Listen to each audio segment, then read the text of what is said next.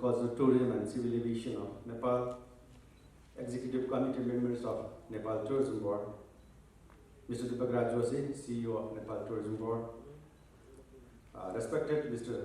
Sithu Ang, Director of the BIMSTEC Secretary, distinguished heads of delegations, other delegates, and the tour operators from the member states of Bangladesh, Bhutan, India, Myanmar, Nepal, Sri Lanka, and Thailand, Mrs. Nandini Rai Thapa, Senior Director of Tourism Marketing and Promotion of Nepal Tourism Board, official from Ministry of Foreign Affairs, official from Ministry of Tourism, Ministry of Culture, Tourism and Civil Aviation of Nepal, officials from Nepal Tourism Board, friends from media, ladies and gentlemen, namaste and good morning.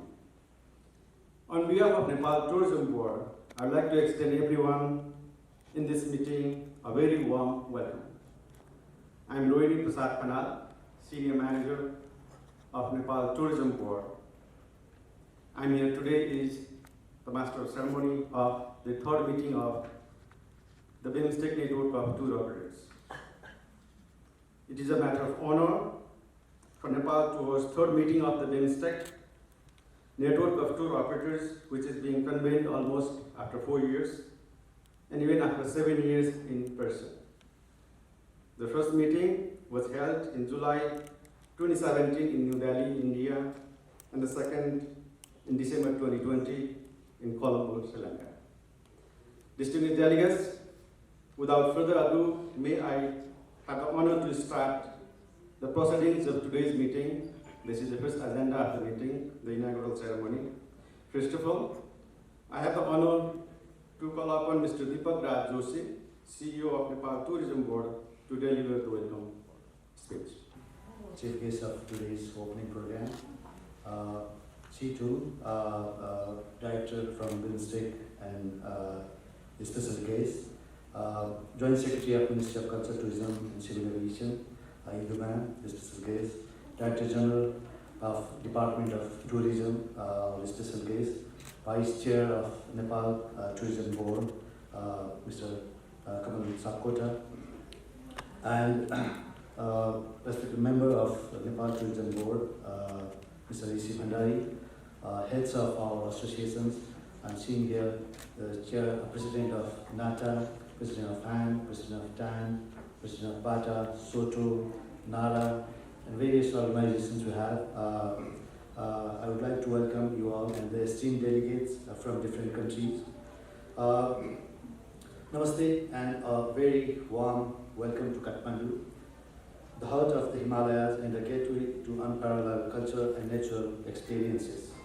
It is a great honor for Nepal to host the third BIMSTEC Network of Tour Operators Meet, bringing together the key stakeholders, especially the travel planners and itinerary curators from our region to foster collaboration and unlock new opportunities in tourism. Tourism has long been a powerful bridge connecting our diverse cultures, economies, and communities.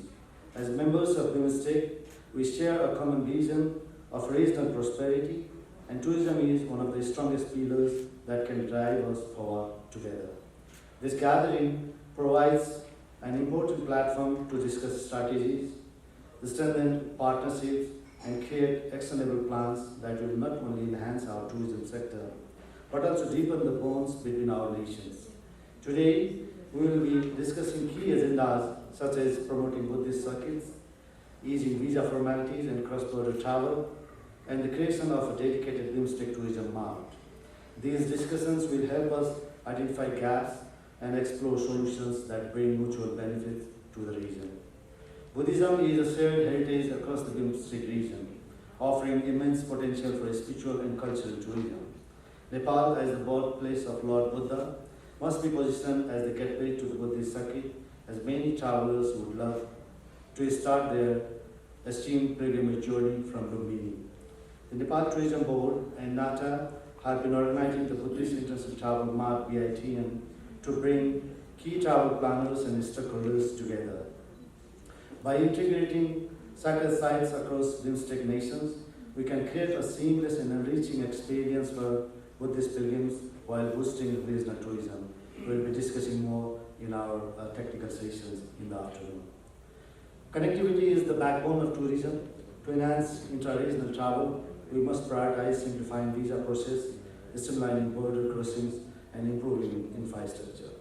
Additionally, easing currency convertibility is equally and crucial for hassle-free travel. Moving towards a more integrated BIMSTEC travel network, we should explore solutions such as multiple inter-regional visas, digital travel permits, and improve border facilitation to make cross-border tourism seamless. And a dedicated BIMSTEC tourism mart will provide a strong platform for business networking, marketing, and collaboration among tourism professionals.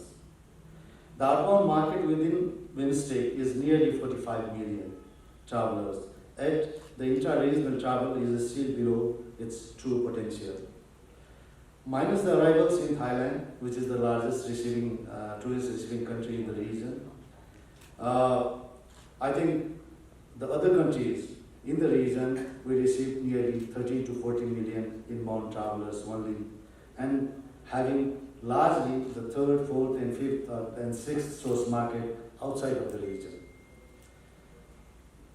Which means there is significant room for regional travel growth. By creating a BIMSTEC tourism mart, maybe we can connect our tour operators, travel agency, and industry stakeholders to boost travel within our region and attract more global buyers. And being a CEO of Nepal Tourism Board, I need to speak something about Nepal too. Nepal has long been known as an adventure and mountain destination, but we have so much to offer. From food and festivals to spiritual journeys, safaris, cultural heritage, and high-value immersive experiences. Nepal is the most diverse country on earth. The lowest point from sea level is 60 meters, and the highest is, we all know, 848.86, which is Mount Everest. And that is also within the short distance of around 160 kilometers. While the travelers, we move from south to north, we get a chance to experience new faces, new food, new festivals, new climate, new culture, new landscape in every distance of maybe 25 to 30 kilometers. Nepal is truly a destination that offers a variety of lifetime experiences. And post-COVID, over 20 plus new 5-star hotels have opened and are opening soon, with many international chain hotels, like this Hilton Hotel is also recently opened hotel. Furthermore, we have been organizing major tourism events such as Himalayan Travel Mart, Buddhist International Travel Mart, Safari Travel Mart, and so on. I encourage all of you to participate in these signature events that Nepal has been organizing, as they provide fantastic networking opportunities. I am confident that this meeting will lead to constructive discussions, innovative ideas, and concrete action plans that will enhance tourism across the BIMSTEC region. Nepal is committed to collaborating, supporting, and leading initiatives that make our region a thriving hub for tourism and cultural exchange. I extend my sincere gratitude to all the delegates, industry leaders, especially invited dignitaries and valued officials from BIMSTEC who have made this event possible. Let us work together to transform challenges into opportunities and make the BIMSTEC region a model for sustainable and prosperous tourism. Lastly, I highly encourage all the foreign delegates to take some time to explore Nepal, interact with the locals, and experience the warmth of hospitality that you will find in Nepal. I promise that once you do, you will fall in love more with Nepal. Thank you once again, and welcome to Nepal, the land of lifetime experiences. Thank you.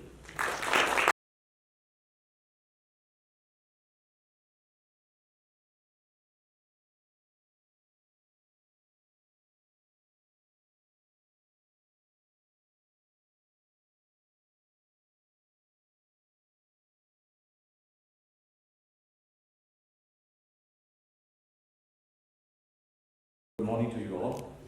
On behalf of the BIMSTEC Secretary General, I would like to extend our gratitude to the government of Nepal, in particular the Ministry of Culture, Tourism and Civil Aviation, and the Nepal Tourism Board, for organizing this important meeting in the beautiful and historical city of Kathmandu. Allow me also to express my appreciation to the esteemed delegates representing the BIMSTEC member states, for their participation in today's meeting. It is a gratifying moment to see this meeting happening after over 4 years and more significantly in-person mode after 7 years. Distinguished delegates, tourism is universally recognized as a vital economic sector and is particularly crucial for our region, and though with rich historical, cultural and natural heritage. The importance of tourism sector for all our member states cannot be overemphasized.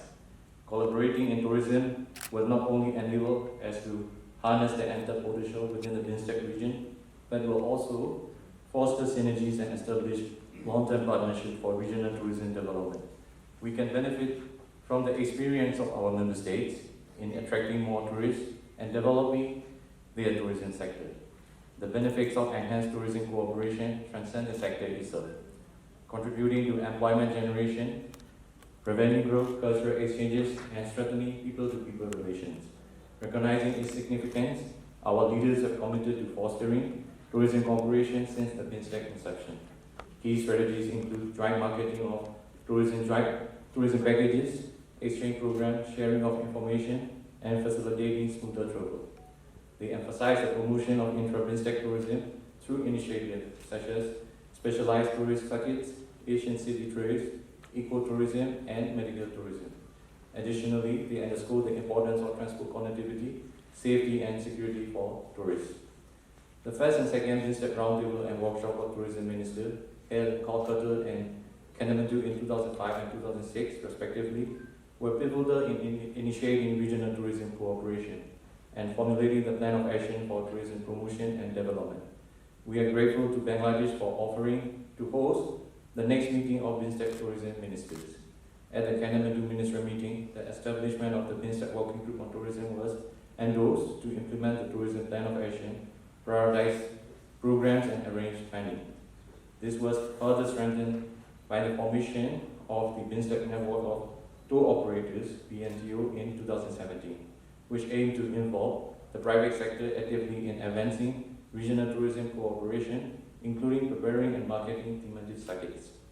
The first and second meetings of the BNTO held in New Delhi in July 2017 and Colombo in December 2020, respectively focused on, among others, developing thematic tourist circuits and identifying heritage sites from each member state as potential destinations.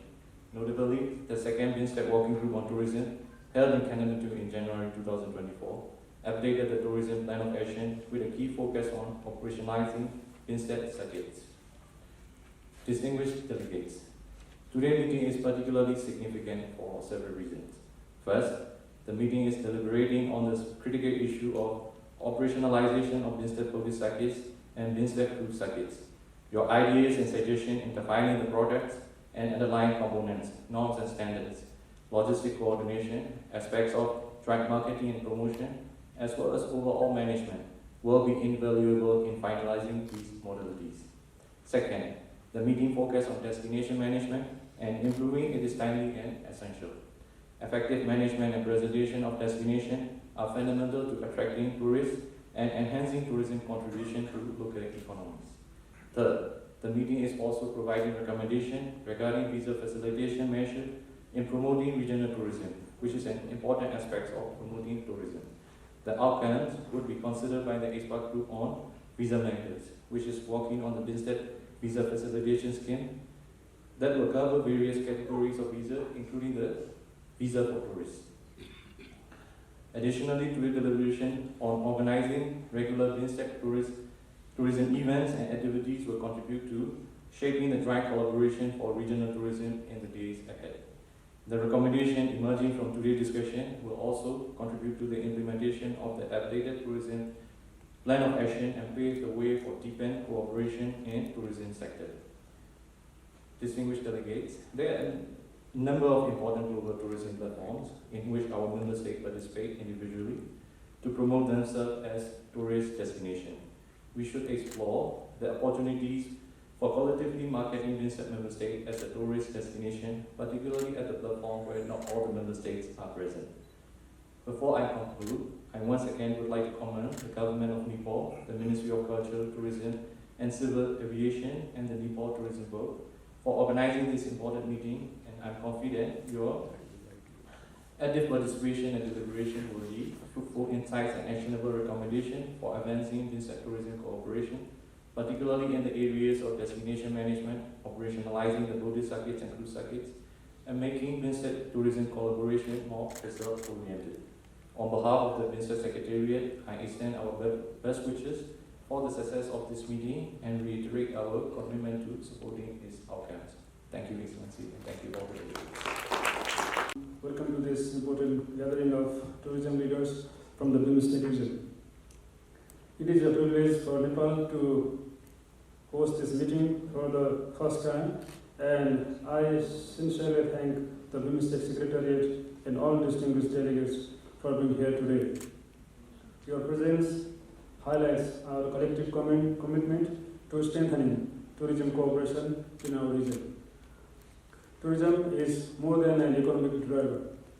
It fosters cultural exchange, strengthens regional ties, and enhances mutual understanding among our nations. Our region is home to breathtaking landscapes, rich history, and diverse traditions. We must work together to preserve these treasures while promoting sustainable tourism for future generations. This meeting provides a valuable platform to share experiences and ideas. Each of our nations has unique tourism strengths and challenges, and by learning from each other, we can develop more effective tourism strategies. Two key projects, the BIMSTEC Buddhist Circuit and BIMSTEC Cruise Circuit, hold immense potential. Nepal is honored to be part of the Buddhist circuit as the birthplace of Lord Buddha. Lumbini is not just a pilgrim site but a global symbol of peace and enlightenment. We are committed to improve connectivity and infrastructure to ensure the seamless travel for pilgrims and tourists. Similarly, while Nepal is a land-linked country, we recognize the importance of the BIMSTEC Cruise Circuit in boosting regional tourism. This initiative will allow travelers to explore the region's maritime heritage and enhance intra-regional connectivity. One of the biggest barriers to regional tourism is visa restrictions. Nepal has taken steps to simplify visa processes through e-visa and visa on arrival facilities, but we need collective efforts to facilitate smoother travels across BIMSTEC countries. Our regional visa-free arrangement or streamlined visa system significantly boost the tourism arrivals and encourage cultural exchange. Additionally, we must focus on joint marketing strategies to promote intra-regional tourism. Imagine a seamless journey where a tourist can experience Nepal's majestic Himalayas, the Thailand's stunning beaches, India's rich cultural heritage, Bhutan's sacred monasteries, Sri Lanka's vibrant wildlife, Bangladesh, Sundarbans, and Myanmar's ancient temples, all within a single itinerary. By working together, we can create attractive travel packages that showcase the diversity of our region. Another crucial issue is currency exchange. If BIMSTEC countries adopt easier currency conversion mechanism, it will greatly improve the travel convenience and economic cooperation. I hope this forum can facilitate discussion on these matters. To sustain this moment, I strongly support the proposal to establish an annual BIMSTEC travel and tourism month. Such initiative will serve as a platform of collaboration, innovation, and investment in the tourism sector. Tourism is not just about boosting economies. It is about preserving our cultural heritage, protecting our environment, and enhancing the well-being of our people. As we move forward, let us strengthen our partnership, embrace innovative solution and take decisive steps towards a more connected and prosperous tourism industry. I extend my deep gratitude to the BIMSTEC Secretary and distinguished delegates and stakeholders for making this event possible. I wish you all for a productive meeting and wonderful stay in Kathmandu. Thank you. Dhanyavad. So I will start with Buddhism. I'll start with Atisha. As you all know that these Atish Dipankar Srijana, who is very popular in the Buddhist world. He born in Bangladesh in 950 AD and he actually spread Buddhism to Nepal and also Tibet until Sumatra. So if we are talking about the Buddhism, Bangladesh can be one of the important Buddhist sites. We have so many Buddhist attractions in Bangladesh, 7th to 11th centuries, so we can easily combine with our BIMSTEC nations. We have a living Buddhist culture, living Buddhist heritage, and also different monasteries. So for Buddhism, Bangladesh is also one of the important sectors like Nepal, like India, also Thailand, Myanmar, and so on. Okay, so we can just an idea that from our Changrabanda border in India and also Purimari border, we can do one. We can receive the tourists, Buddhist tourists, and we can do some of the program and itineraries. This is one of the islands in St. Martin. Cricket. Ethnic minorities, we have more than 45 different tribal communities. That is also one of the attractions for Bangladesh tourism. There is one of the biggest lagoon in Kaptai. It's almost 700 kilometers long. And the rickshaw painting recently became the intangible World Heritage Site.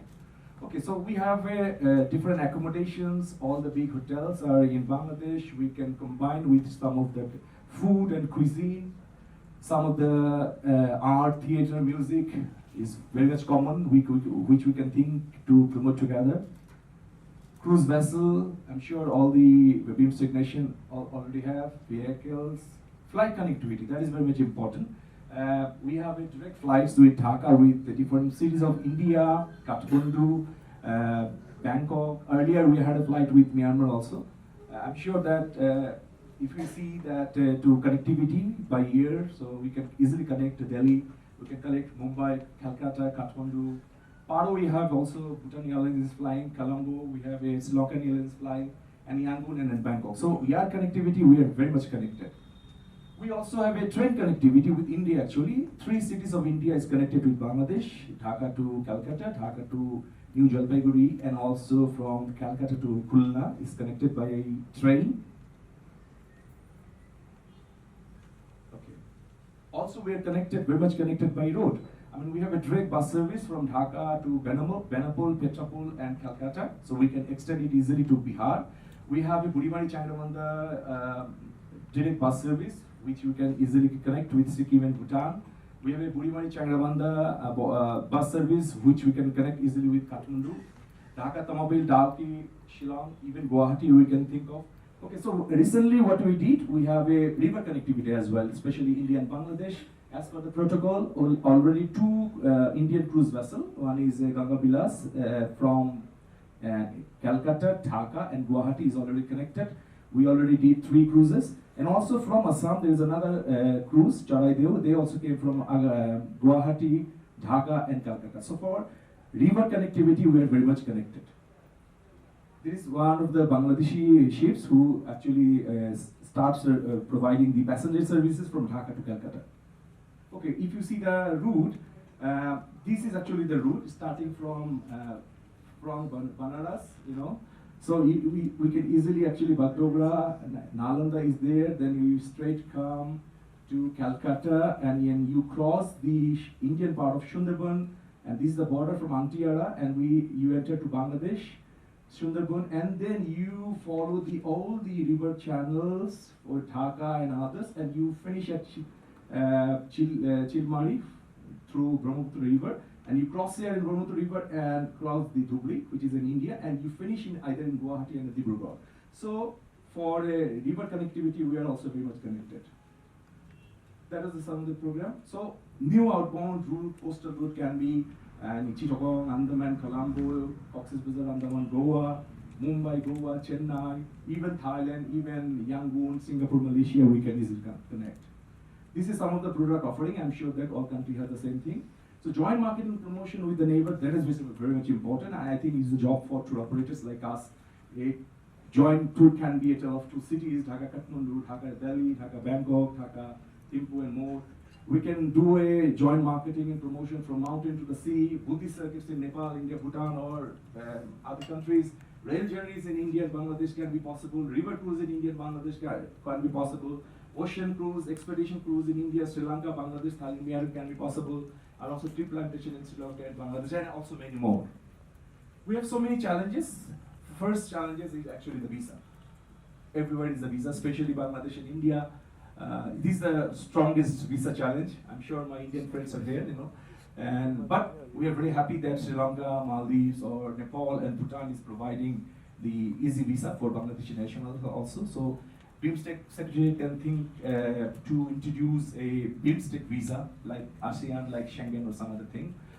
With that, as everyone is very well aware that in Bhutan we always like to do things a little differently in regard to and compared to other nations.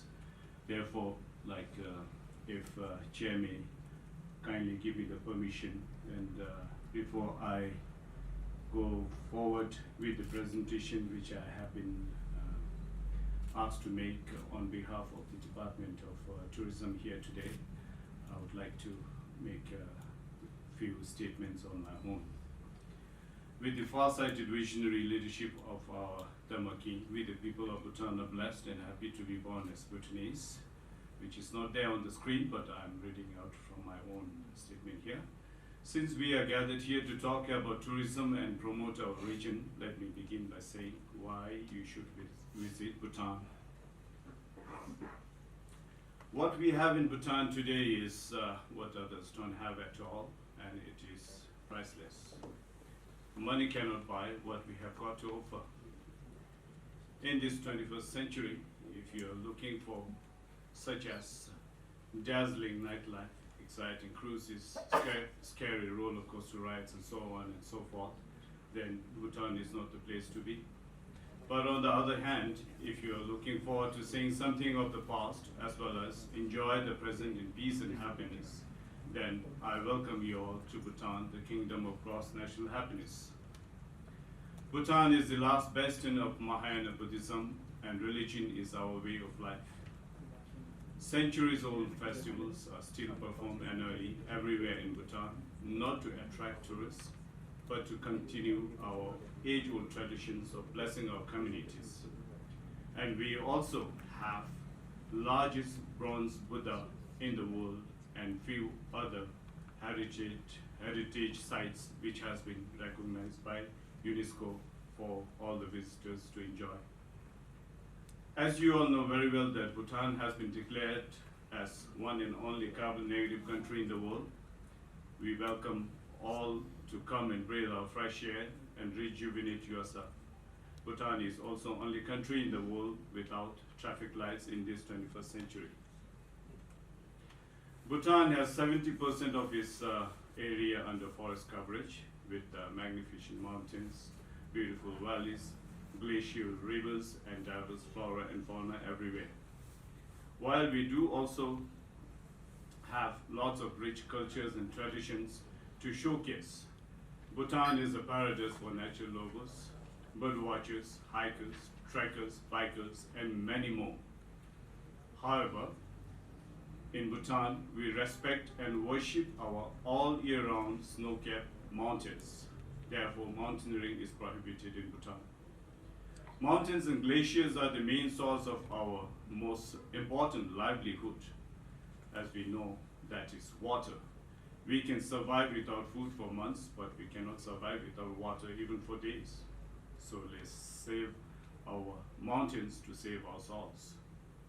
Now I would like to share some good news to everyone gathered here. Bhutan is in the midst of creating a paradise in South Asia.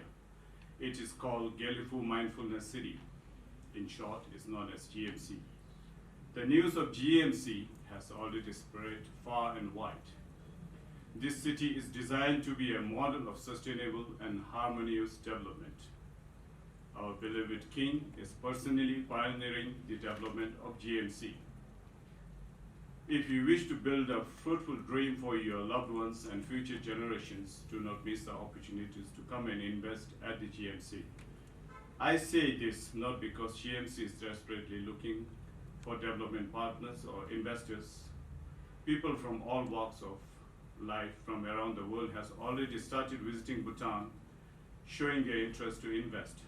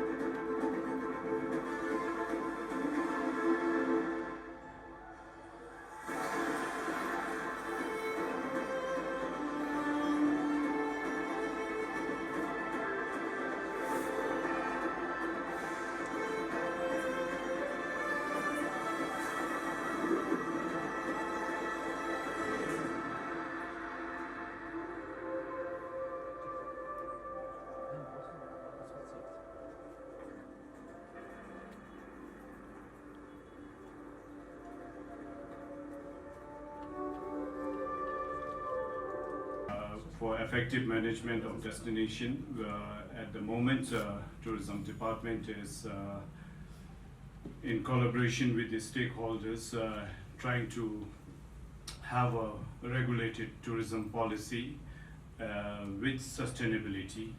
And way forward, Bhutan has taken a major step after the pandemic by opening up tourism.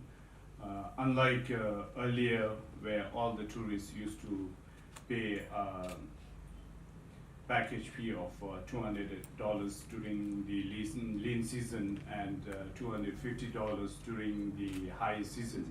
Now, tourists from around the world do not necessarily have to go through any local travel agent or travel agency in their own country. They can just log on to our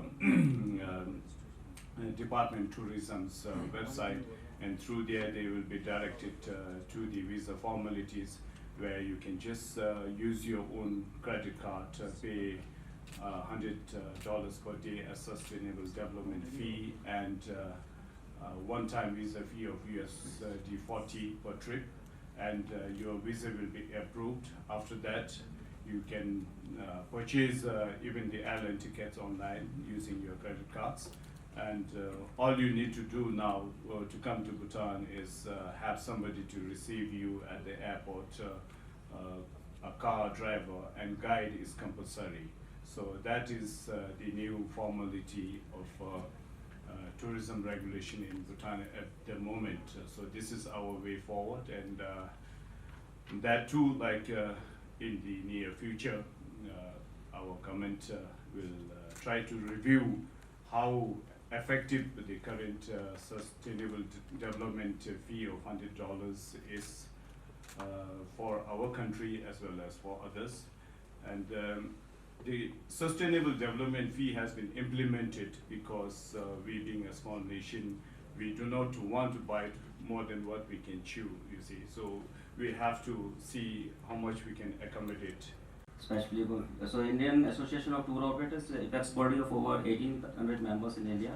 So member consists of tour operators, MICE, adventure, travel agents, hotel chains, airlines, and other stakeholders. So IATO members control over 90% of all inbound tourism in India, and our members are duly recognized by Ministry of Tourism, Government of India. And also, we are a major stakeholder body with the government for all policy initiatives, and also on the board for taking decisions for overseas marketing and do MOUs with various tourism bodies across the world. These are a few aspects I want to tell that how the tourism recovery took place in India after COVID. So there are increased safety and security, hygiene, and all SOPs in place. Seamless travel. So we have good highways now, I can say, good connectivity, rail, road, and other mode of transport. So there are more on responsible tourism. We have new products. The service has been increased. So we have manpower and new products about experiential tourism. So I'll just take you through a very glance of India's tourism offerings. So we have a very strong heritage. India has around 43 World Heritage UNESCO World Heritage sites, which is the 6th largest number in the world. And these are the few heritage attractions. I'll not take much time on this because this must be known to each one of you. This is Taj Mahal in Agra. This is Red Fort in New Delhi. This is Qutub Minar in Delhi again. This is Khajuraho Temple in central India. This is one of the, I can say, first and the best UNESCO heritage site, Ajanta and Ellora in Maharashtra. This is Hampi in Karnataka, South India. This is Amer Fort in Jaipur. So the important thing is when we have a tourist in India, we want you to immerse with India's rich history and culture by visiting World Heritage sites and just experience India's glorious past. And culture also, India is an amalgamation of thousands of cultures. So we have different cultural outfits, I can say, religions, communities. And when somebody comes to India, so they just immerse themselves into the culture. So these are a few snapshots of places of importance. Like Amritsar is famous for Sikh religion. Then we have Lucknow, New Delhi, Rajasthan, Kolkata, and Ayurveda is one of the important factor in India, and India has strong presence in Ayurveda map of the world, I can say. It's a $1 trillion industry for India, and we have a few places which are specializing in Ayurveda treatments like Kerala, we have Rishikesh. These are few places where we have like Ayurveda treatments. Then comes to spirituality, like India is known for a spiritual land worldwide, whether it is Holy Ganga Aarti in Varanasi or Jama Mosque in Delhi or Amritsar Golden Temple or churches in Goa. I should not miss that we are having a big Kumbh Mela these days in Prayagraj, which is the largest amalgamation of humankind, I can say. 450 million people will take dip in 1 month's time. So Buddhist tourism, like I was hearing from delegates from Nepal during the inauguration that Buddha was born in Lumbini, and it's true, but I can say that Buddhism flourishes in India. And we are very like fortunate, I can say, and we are very glad and happy that we get people from BIMSTEC region in thousands and thousands to visit Bodh Gaya, which is the place where Lord Buddha got enlightenment.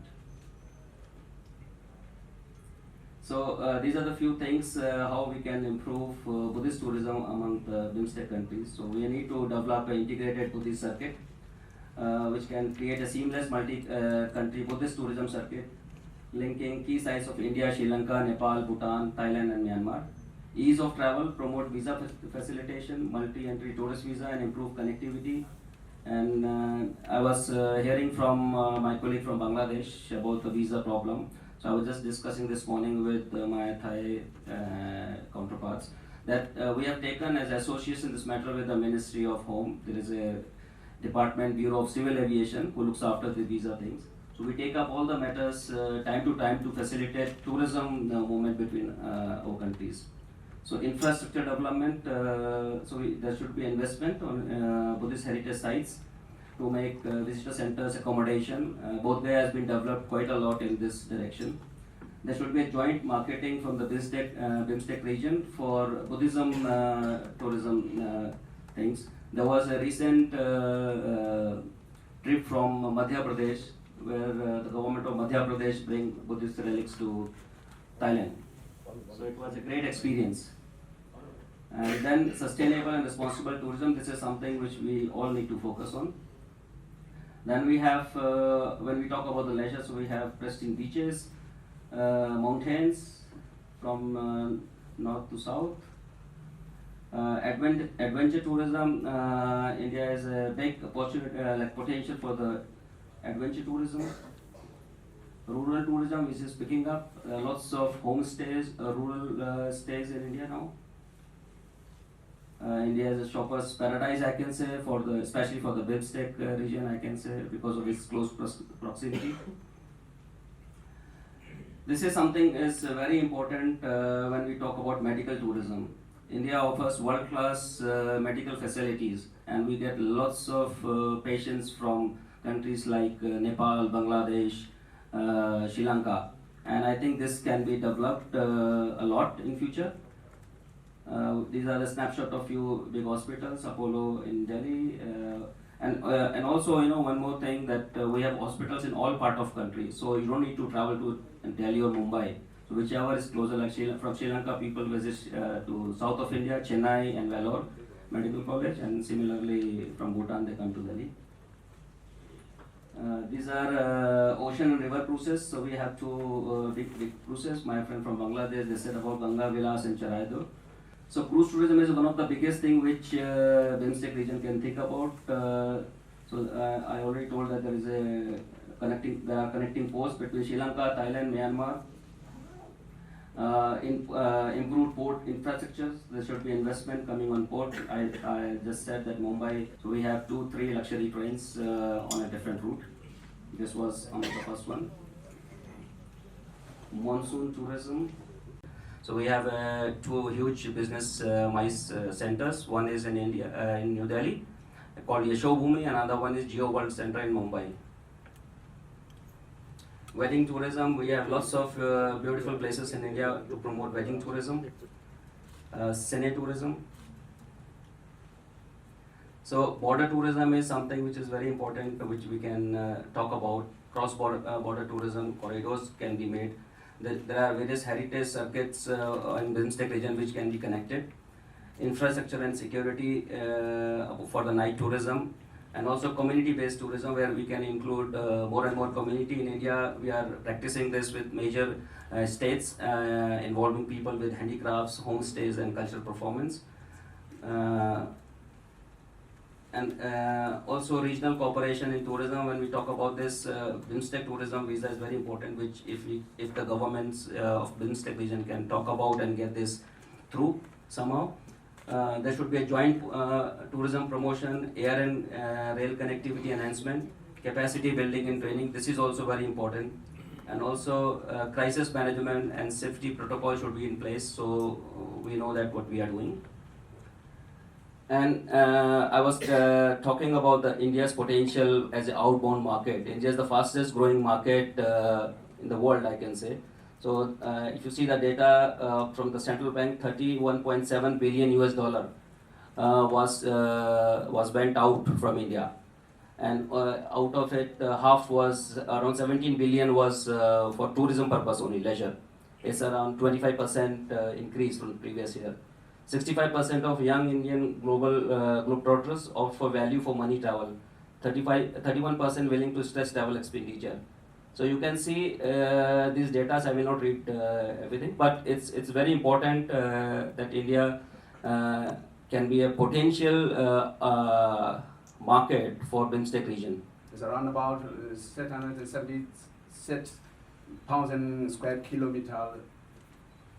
Myanmar, as you know, our country has a long coastline area, 3,000 kilometers coastlines, and also we also have over 800 islands in our country, and also we have 135 ethnic groups living harmoniously in our country.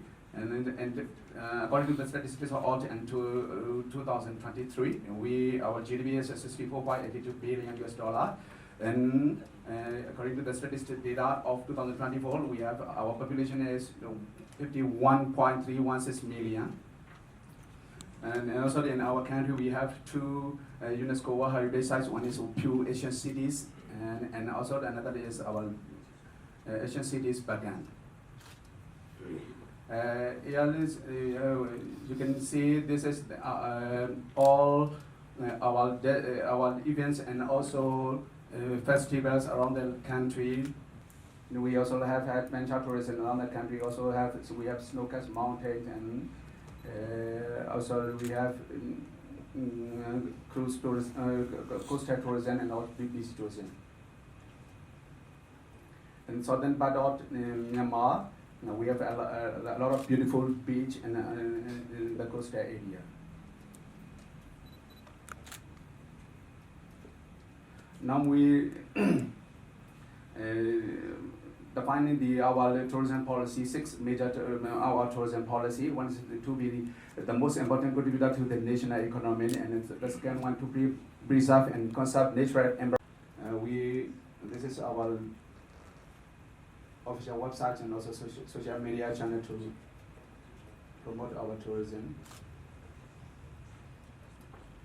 So then currently we have 15 airlines to international destination, as you can see.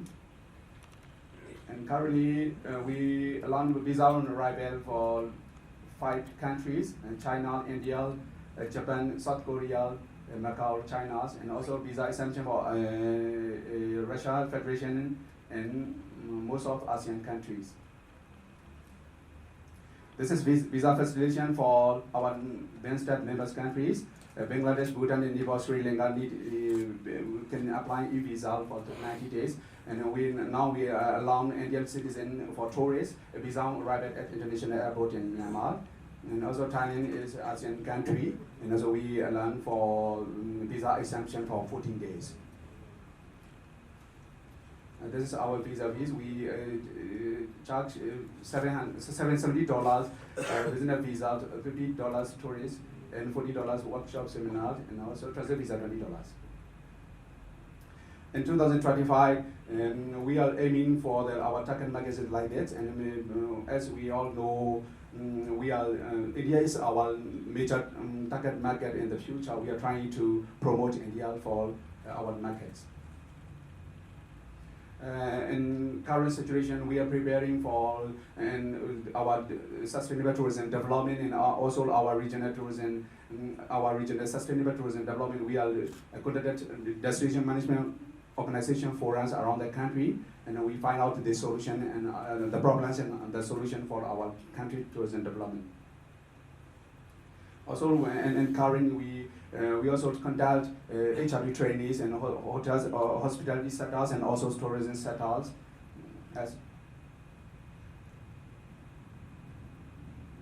This is our challenges for the current situation: instabilities and destination, rising domestic flights costs, and negative news and information, lack of brand competitiveness, insufficient supplies, unstable foreign exchange and business access, and labor migration. These are the challenges or what we find out in our DMO Poland.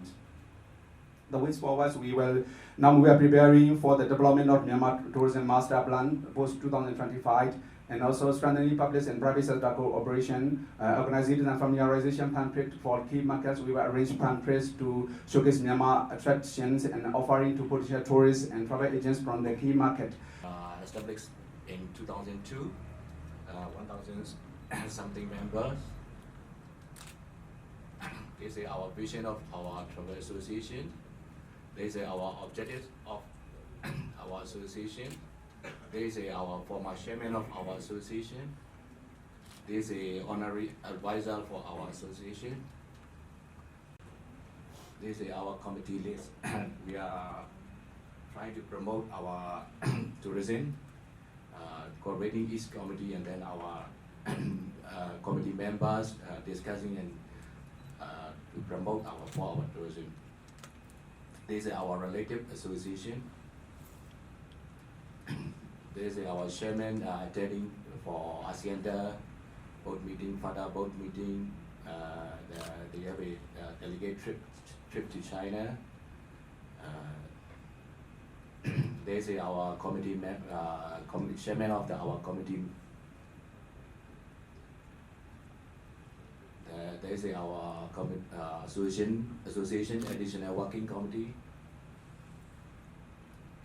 There is a committee members of our tour operator, Myanmar Travel Affairs, pamphlet from Thai. There is our networking night for participation in ADF. This one is the ASEAN ADF Tourism 2023. There is a MITT Russia, our association. Every event we try to promote for our tourism. There is an ASEAN board meeting. Yeah.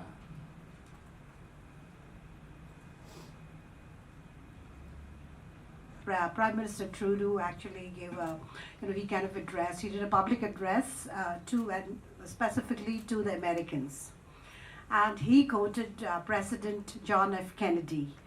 And he said this is such a bad time to, sort of get into bad terms because we have we have so much of competition from other countries, so we have to work together. And he quoted President John F. Kennedy as saying, and he was addressing Americans at that time, saying that geography made us neighbors, history made us friends, economics made us partners, and today necessity has made us allies. And I think that kind of so beautifully encapsulates why we're all here today. So we have to, we really have to, I just hope that the BIMSTEC meeting, the takeaway from here is that we not only promote intra-regional tourism, but also work very strongly together to promote the BIMSTEC region in the long haul markets. A little different, I go a little bit more into numbers. And the destination prep, I'm not talking so much about the destination per se because you're going to see a short video. Jungles in the south, and of course we do not have to really emphasize this is the cradle of Buddhism and Hinduism.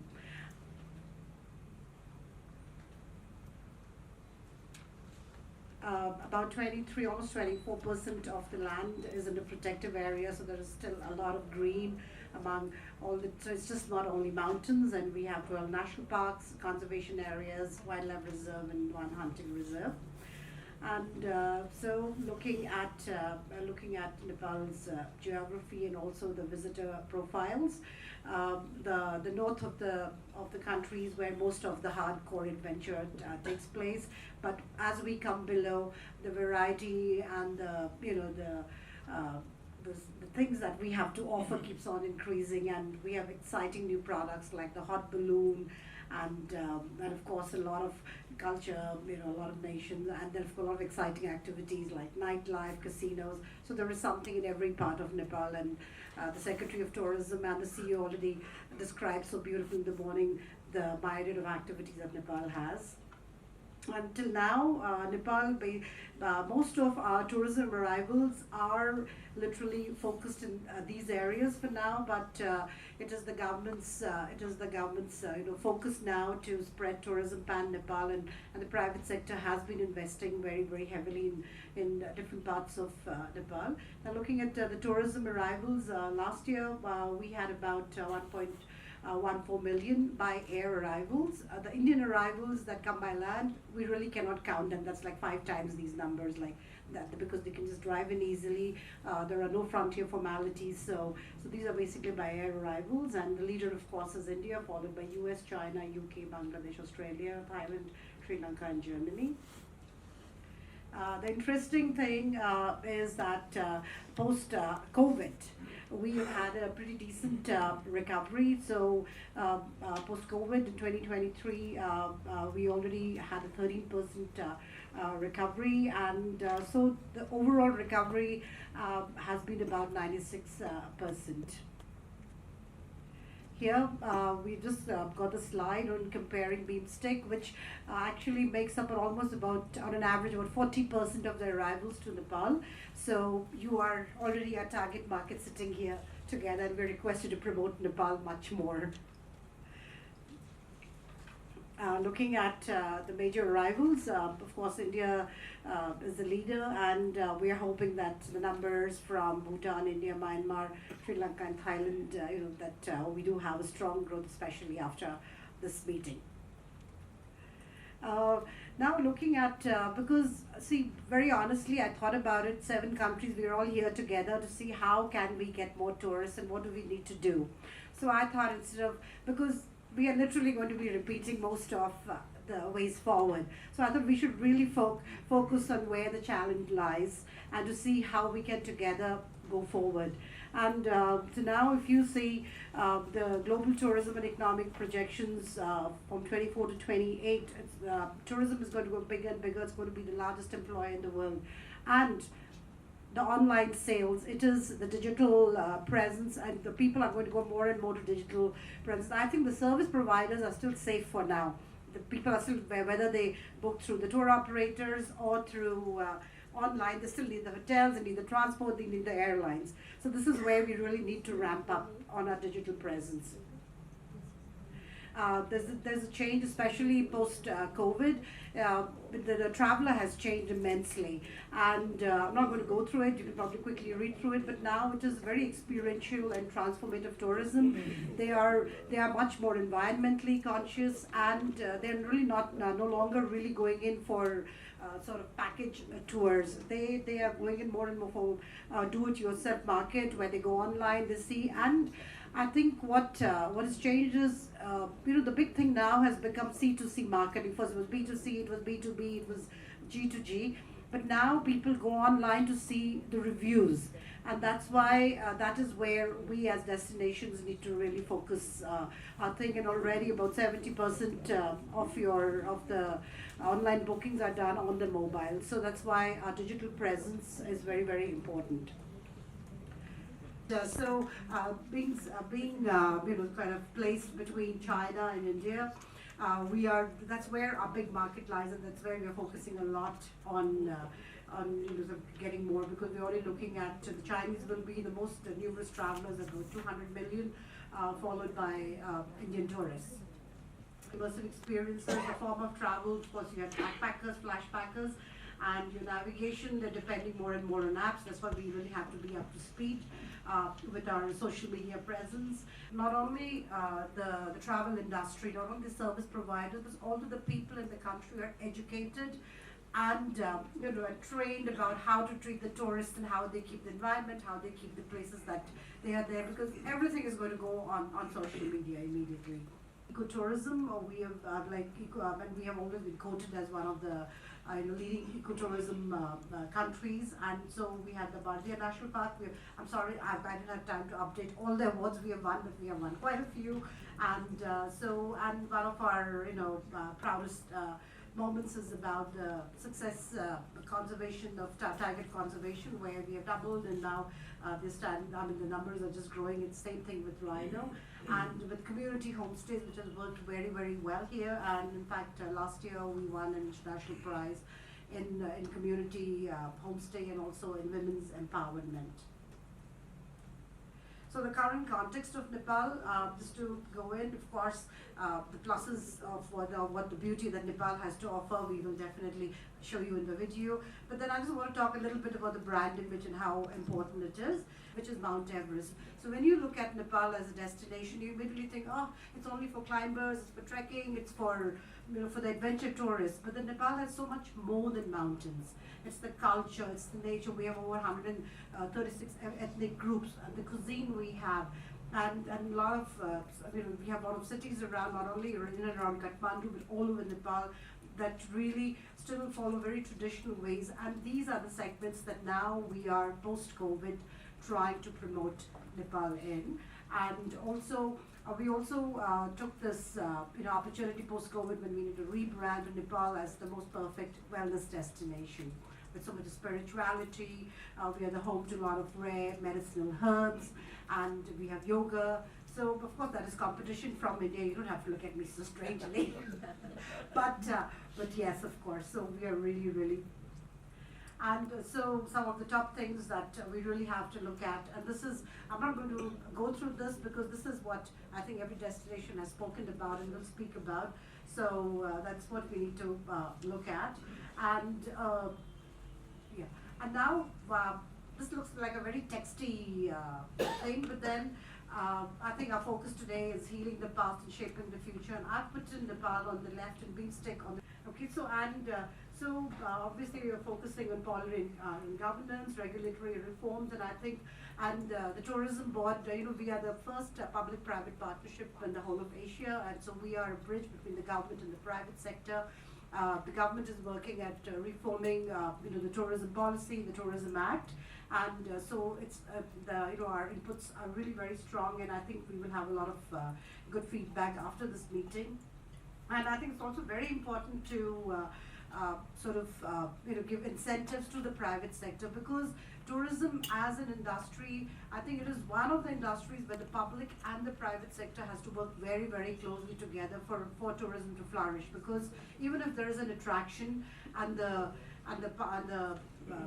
how do we get there? So it is the government that does the frontier formalities, that does the accessibility, whether it is by air or by land, and also all the amenities, and the private sector goes in there to invest and promote the destination. So that's why it's a very hand-in-hand format in this particular industry. We had already actually proposed this in an earlier BIMSTEC meeting, where they said that why don't we all announce a BIMSTEC month or a BIMSTEC week.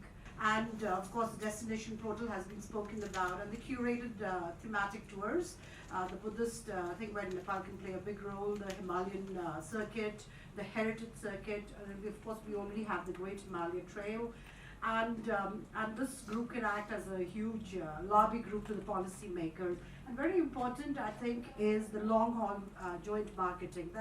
Now, Bhutan is going to feel very happy when I share this little anecdote. I was at the Vacanti Boers just last month it was in the month of January. We had 8 companies who had gone with us, and a lot of the Dutch people came to the Nepal booth, and they said, oh, we want to go to Bhutan.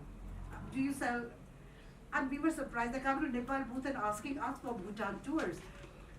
But then first we were a little surprised, and then we were very happy also about it, because as you know, our countries, we keep on selling joint destinations. A lot of our long-haul travelers like to travel to 2-3 destinations when they come long haul. So most of our companies had like India, Nepal, Bhutan and Nepal, Tibet and Nepal. And there's a lot of packages. And then I went and asked one of them, why are you asking for Bhutan here? And they said a month back, the king of the country had Netherlands had said that, well, Bhutan is a country that everybody should visit. All the Dutch people should visit. So this is what I was talking about, C2C marketing. It was literally word of mouth. And so Bhutan is definitely going to benefit, and Nepal benefited also because we sold packages, and that's why I think this joint marketing is very, very important for us. Taken out almost 150-page document called Leveraging Thematic Circuits for BIMSTEC Tourism Development. It is really so informative, and if we go through it, we will know exactly how to go ahead together. So it's available online. And it speaks about all these different factors that we have to see. And this is a little, you might wonder what this is doing, but this is the big elephant in the room. In one of my readings, I came across this thing called Ashtaja. Okay, and this is a professor, a Nepali professor working in the US, and so he took out it for Nepal's economic, social development, and the future of Nepal. So he had taken out this Ashtaja framework, which in Nepali, I mean, except for Thailand, I think Nepal, it's just like ABCD. So Ja is J. And he said that in this framework is the lifeline of any countries or any activity, and like Bhutan.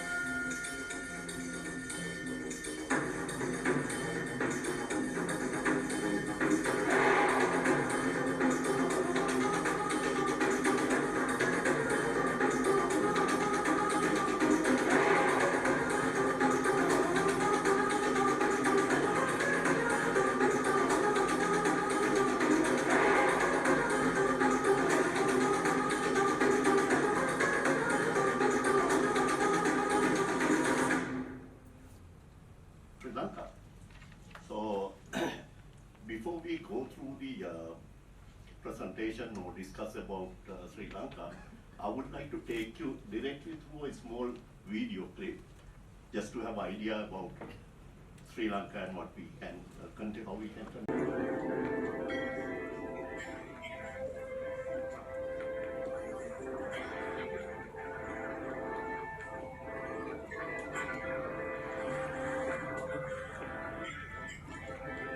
There's something wrong with the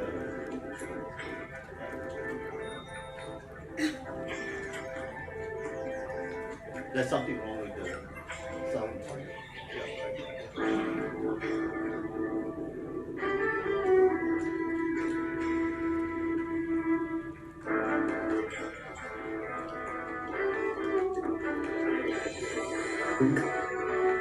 So infatuated after his first visit, he's come back 99 more times. Even migratory blue whales refuse to leave. It's time to tell the world about Sri Lanka. It's time to tell the world that once you visit Sri Lanka, you'll come back for more. How? By showing you what you're in for and what you'll be coming back to again and again. I came for the spiritual spots.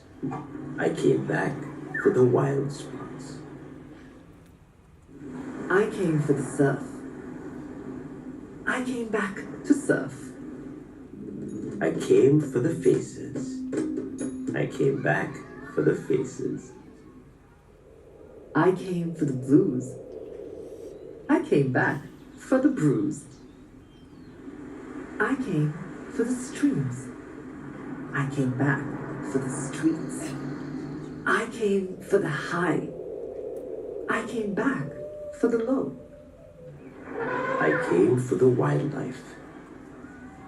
I came back for the wildlife. I came for the thrill. I came back for the chill. I came for the feats. I came back for the freaks. I came for the history. I came back for the geography.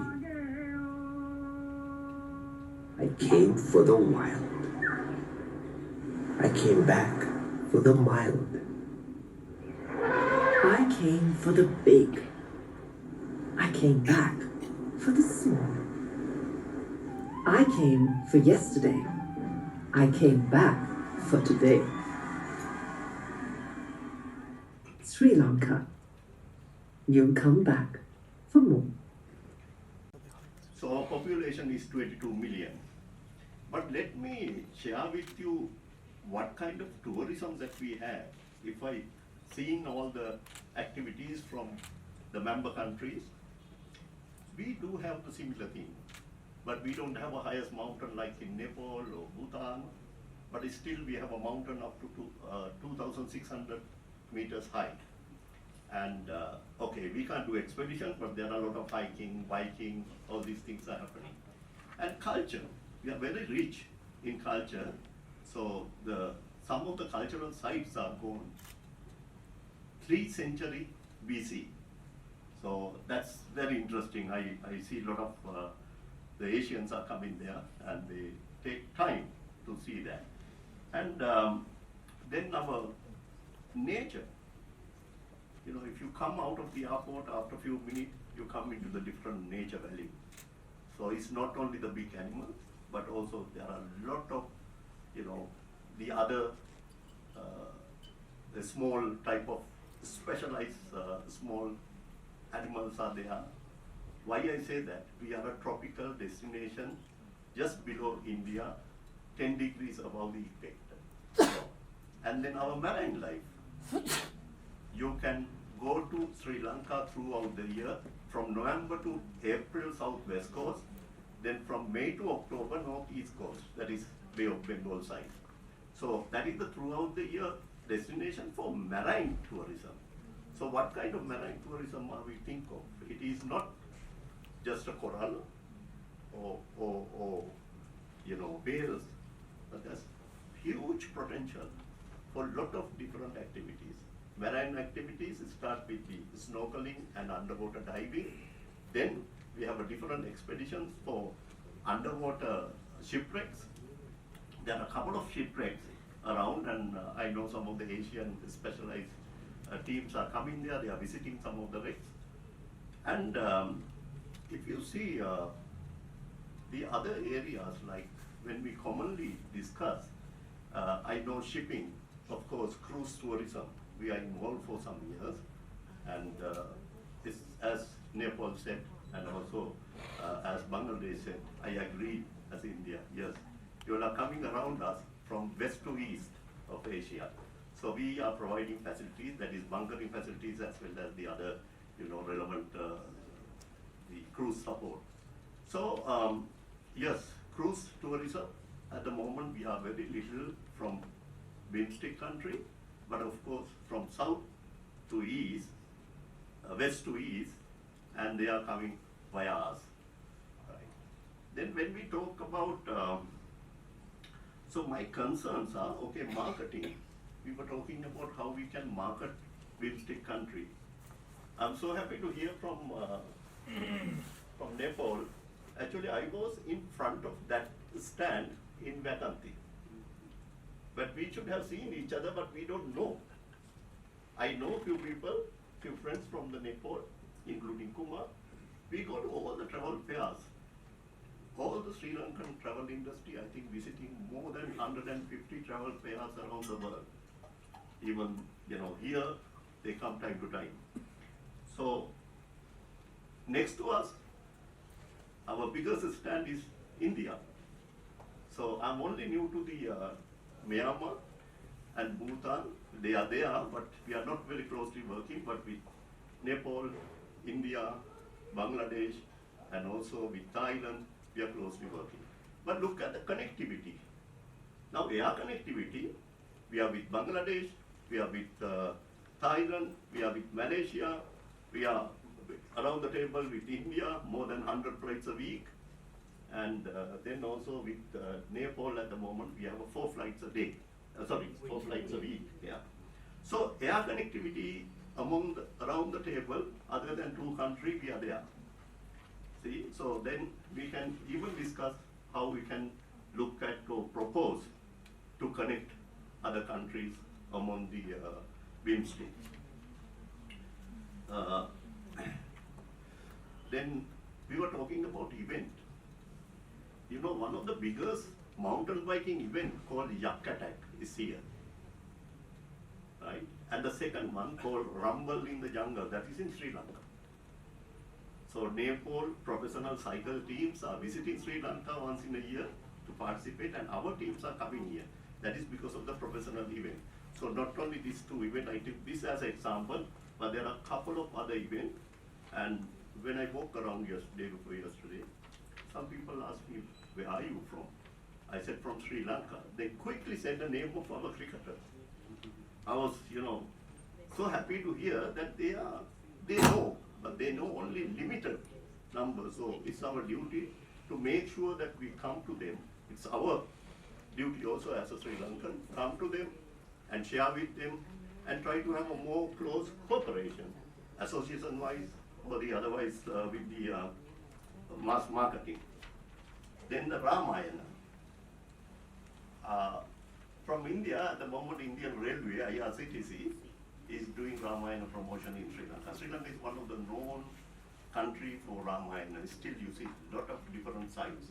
So they are coming in groups, and I think for a year, little over 10,000 passengers or the tourists are coming only with the IRCTC, but then other operators. All in all, I think they will come close to 450,000 2024. So now, by saying these figures, okay, then we came to the pandemic and all the other, issues. But since 2003, we start to open the country for tourists and visitors. Since that, it start to again developing into the numbers. Last year, December 2024, we end up with little over 2 million. See how fast it can grow. Then Mr. Chair, my request here, I know that we have all these, visa issues and all that, which we need to address. Sri Lanka, we will contribute. But how about the sustainability? We've been a small country. I have seen development is coming. The country is also opening hand for good development.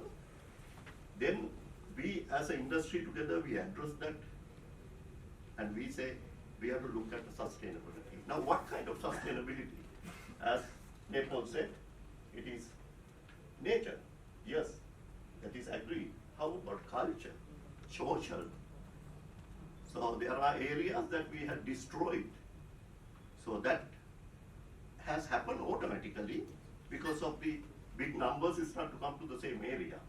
So we are little careful how we can address sustainability with the development. Our country, we like to go for 5 million tourists, 200,000 per night per person revenue. So it will come to about $10 billion. Now 2018, for your information, we did $4.3 billion as a small, destination. But I think the cruise tourism visa is not needed in Sri Lanka because they are coming like transit. They stay in the ship, they go out for a day, they get into the ship. So or some of them, they get off in Colombo, that's our capital. They get in from another port on the other side of the country. This is the first time I have visited Nepal and attended this meeting. Here with me, the representative of the Thai tour operator, Mrs. Somsong Sajapimuk, General Manager of Express International Travel, and she also the Vice President of the Tourism Council of Thailand. Now allow me to make a quick presentation on the Thailand country report. I will start with the tourist statistics. In 2024, Thailand welcomed 35.7 million international visitors and bringing the revenues of the 2.62 trillion baht or approximately 77 billion US dollars. China. And the largest number of visitors from BIMSTEC member states were from India. You see, more than 2 million Indian tourists come to Thailand. And followed by Myanmar, Bangladesh, Sri Lanka, Nepal, and Bhutan.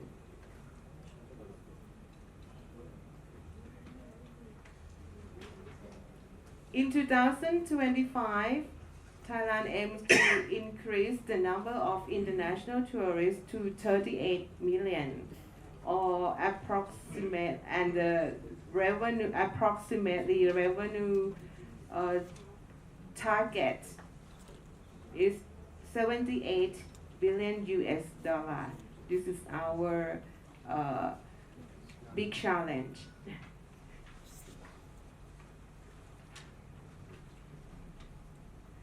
Now I will move on the update to the entry policies.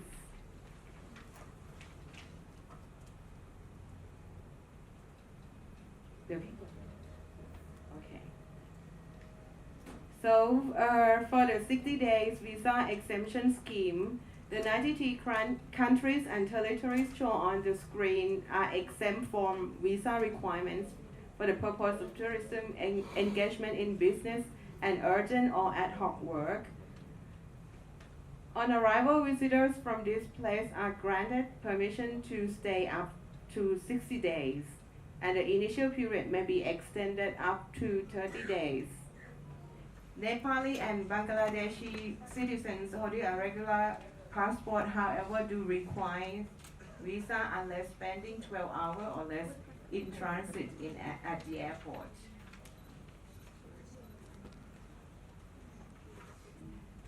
Visa on arrival is also available for 31 countries and territories, allowing them to stay in Thailand up to 15 days.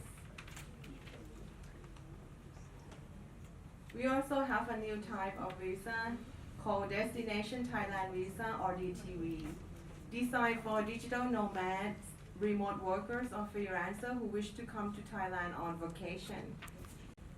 For more convenient, the Thailand e-visa was launched worldwide on the 1st January 2025, allowing visitors from anywhere in the world to apply for a Thai visa online through the official website www.thaievisa.go.th.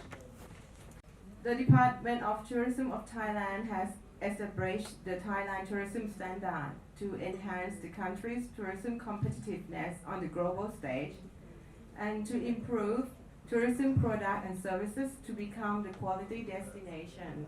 Currently, the Thailand tourism standard comprises of 5 enforcing strict compliance for tourism establishment. So this is one of our challenge to encourage local entrepreneurs to comply with the standards in order to make Thailand become a quality destination for tourism. Tourism Authority of Thailand, the story never ends. Enjoy. Discover the patterns and colors that paint your soul.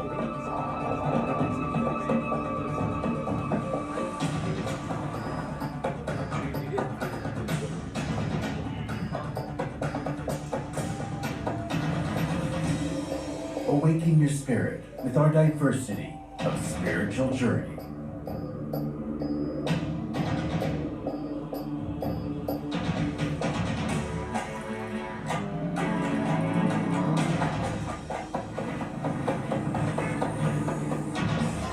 Get over your favorite dish. There are endless cuisines out there.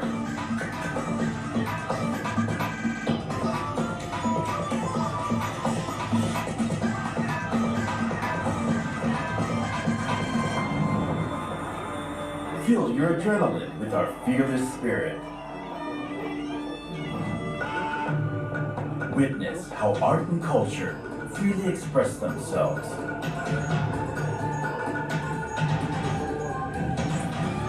Embrace the moment here where joy is a way of life.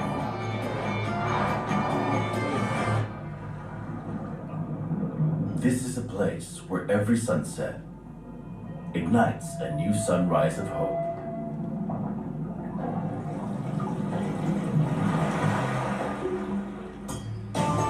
This is Thailand, where travelers become storytellers. Your stories never end. Amazing Thailand. Tourism leaders from Nepal, the president of NATA, Nepal Association of Travel Agents, president of Hotel Association, president of Trekking Agents Association of Nepal, president of SOTO and Rafting Agents Association. If you have anything to share, add and give some feedback, the floor is open. President of Nepal Association of Tour and Travel in NATA. Is established in 1966, is very old. We are celebrating 60 years this year. So thank you for our presentation. We listen and we discuss here. Focus on the connectivity. Nepal is only, we are connected with the 5 countries and only remaining the Myanmar. Nepal government also wanted to have some connection with the in the Buddhist Industrial Airport in Lumbini, which is just running. And we are very good thing is from Thailand we have direct flight to Lumbini as well. From Thai Air Asia we have now connection to Lumbini, and there is many flight from others into Kathmandu as well. So for the connectivity, we are the area room of the improvement is now increasing.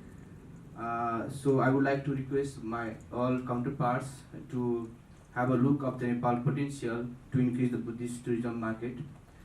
As the gateway to the Lumbini, and Lumbini is the one birthplace, so that we can start from our Buddhist circuit from Nepal. And also I want to highlight some points. So if there is secretarial, we can do one thing. We can make the BIMSTEC passport. That will help. If any country, any person from the country, they can visit another country, they stamp the certain tourism board or government body, they will stamp this passport. And after finishing the 7 countries, they will get some reward, some money incentive back or something, reward, something like that. So that people will go around in every year, and every member state can benefit for that. This is my one idea I can share with you. This I will talk with you in another session, the Buddhist and Buddhist Indian travel mat and all things. Thank you so much. And my name is Sagar Pandey. I am the chairperson of the Trekking Agencies Association of Nepal, one of the largest associations in the tourism sectors. And we have nearly like 2,400 members companies. Yes, already you have seen the presentation from Nepal side. Yes, Nepal's tourism is started from the adventure tourism. And what I like to suggest to all the domestic countries to promote the Nepal adventure, because the lifestyles of these areas has been changed than what we have in the past. So we have been seeing a lot of significant demographic shift from the leisure tourism from India to the mountain tourism, from South India, even North India, from Delhi and from Bombay, and a lot of peoples, even the ages from, let's say, that 40 to 55 people age groups, they are going to the Everest base camp trek or Annapurna, because once the Uchai documentary or the film has been released. Okay, so I think this is going to be the huge lucrative market for the BIMSTEC countries to promote the Nepal adventures. And I've seen that in the agendas that cruise to Buddhist circuit. But I would like to suggest in the 4th BIMSTEC meetings is mountain to the sea. So that's going to cover all the BIMSTEC natural beauties and heritage. And another is because I have reading and seen that Lumbini is the birthplace of Buddha, and whereas we are talking about the Buddhist circuit, is becoming just like a touch point, and actually we are not getting the benefit. And if we are talking about the Buddhist sites, and so beyond Lumbini, and we have a lot of Buddhist sites within the valley and around the countries. And I would like to request our Nepal's representative for the next meetings to showcase other Buddhist heritage, so that the Buddhist pilgrimage people can extend their stay to visit the other monasteries and the Buddhist site. Thank you so much. We have about 5,000 members today all across the countries, and we are keen to serve you in days ahead. Thank you very much. What we can do, once when we, discuss even today or tomorrow, we will see how effectively that we can get involved, because we are doing Sri Lanka and Maldives. We are doing Sri Lanka, South India. Now we are doing Sri Lanka from the west to the Malaysia or to Thailand. Thailand is one of the famous for Sri Lanka as well. So by saying this, I think we need to look at two different areas. One, visa. Sri Lanka, Nepal, Bhutan, all of us are in a sub-country. Only Thailand and Myanmar is out of the sub-country. So sub-countries are getting 50% off for all the government charges. Visa, the entrance ticket, wildlife or wherever. So there is already a kind of regulation. Can we add that to the BIMSTEC, because we have only two who need to be supported in a special way. Likewise, the currency. Currency also we have, I think, now for Sri Lanka we can send it out. But for some countries like Bangladesh, we are facing the difficulty, they can't come. So I think currency exchange or the paying is one of the bigger area that we have to look at. But industry, growing industry, within the BIMSTEC, I think all we are already sharing, it need to be taken a little more serious. Then we sell cross country, because here Nepal is only 3.5 hours. Singapore, Malaysia is about 3 hours 10 minutes. We are not that far from each other.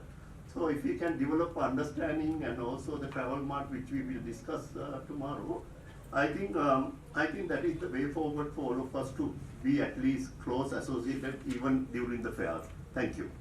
Let us now proceed with the next item in the program, and at the same time I would like to request the BIMSTEC Secretary to, besides the country-wise presentations, to include few recommendations, like to easing the payment gateway and currency convertibility, an idea of having BIMSTEC pass or common visa, And maybe the next BIMSTEC meet, the theme might be connecting mountain and sea. So these few recommendations I would like to request the BIMSTEC Secretariat to incorporate in the draft report. Distinguished delegates, as per our program today, I think it is now the time for lunch. We'll take a break. The second BIMSTEC Tourism Minister Roundtable adopted the Plan of Action for Tourism Development and Promotion for the BIMSTEC region, and that the Plan of Action proposed 2 packages, including the Buddhist circuit, to be finalized by private stakeholders and promoted among member countries. Subsequently, the BIMSTEC network of tour operators was constituted, and the first meeting of the BNTO was held in 2017, and the meeting agreed on the development of common Buddhist and temple tourist circuits. The second meeting of the BNTO held in 2020 discussed BIMSTEC Buddhist and temple tourism circuits and recommended selecting at least 1 heritage site from each member state. It is also explored other possible destinations to include in the circuits. The Secretariat has now received information from all member states regarding 2 possible destinations to be included in the BIMSTEC Buddhist circuits and BIMSTEC cruise circuits. I think we can show it on the screen now. Yes, that is attached as an NSA to the Secretariat note. In February 2023, Nepal, as the lead country, prepared the updated draft Plan of Action on Tourism, and the Plan of Action was finalized at the second meeting of the BIMSTEC Working Group on Tourism held in Kathmandu on 18 January 2024. The Secretariat would like to request the esteemed delegates to discuss and deliberate on the modalities and way forward in operationalizing BIMSTEC Buddhist circuits and BIMSTEC cruise circuits, and provide appropriate recommendation for consideration of the BIMSTEC Joint Working Group on Tourism. In fact, the updated Plan of Action also mentioned operationalizing the BIMSTEC Buddhist circuits and the BIMSTEC cruise circuits, for which it was agreed that Thailand and Sri Lanka will take the lead role in preparing a draft operational modality for BIMSTEC Buddhist circuit by 2025/2026. And Bangladesh and Sri Lanka will take the leading role in making a draft operational modality by 2025/2026 for BIMSTEC cruise circuits. So today's meeting will focus on how what are the key provisions or issue that has to be included in the draft the operational modalities while the Thailand and Sri Lanka and the Bangladesh and Sri Lanka are drafting the operational modalities. With this, I would like to complete my briefing, Mr. Chair. Thank you. Why not we have flight from Lumbini to Bodh Gaya or Lumbini to Varanasi? If that happens, that could be major boost in Buddhist tourism among both the countries. And anybody, whether somebody is coming from Sri Lanka or Thailand, they will come to Varanasi, they will come to Bodh Gaya. So having a flight in between these 2 sectors, be it between Lumbini, Bhairava, in Varanasi, or Bhairava and Bodh Gaya, that could help. Foreigners are not allowed to come via Nepal post. It is not only because of the Nepalese thing, it is because of the Indian government. The immigration for foreigners is not open over there. So there are only limited points from where a foreigner can enter into India. Similarly, for other countries as well, be it for Bhutan, for Sri Lanka, for Thailand.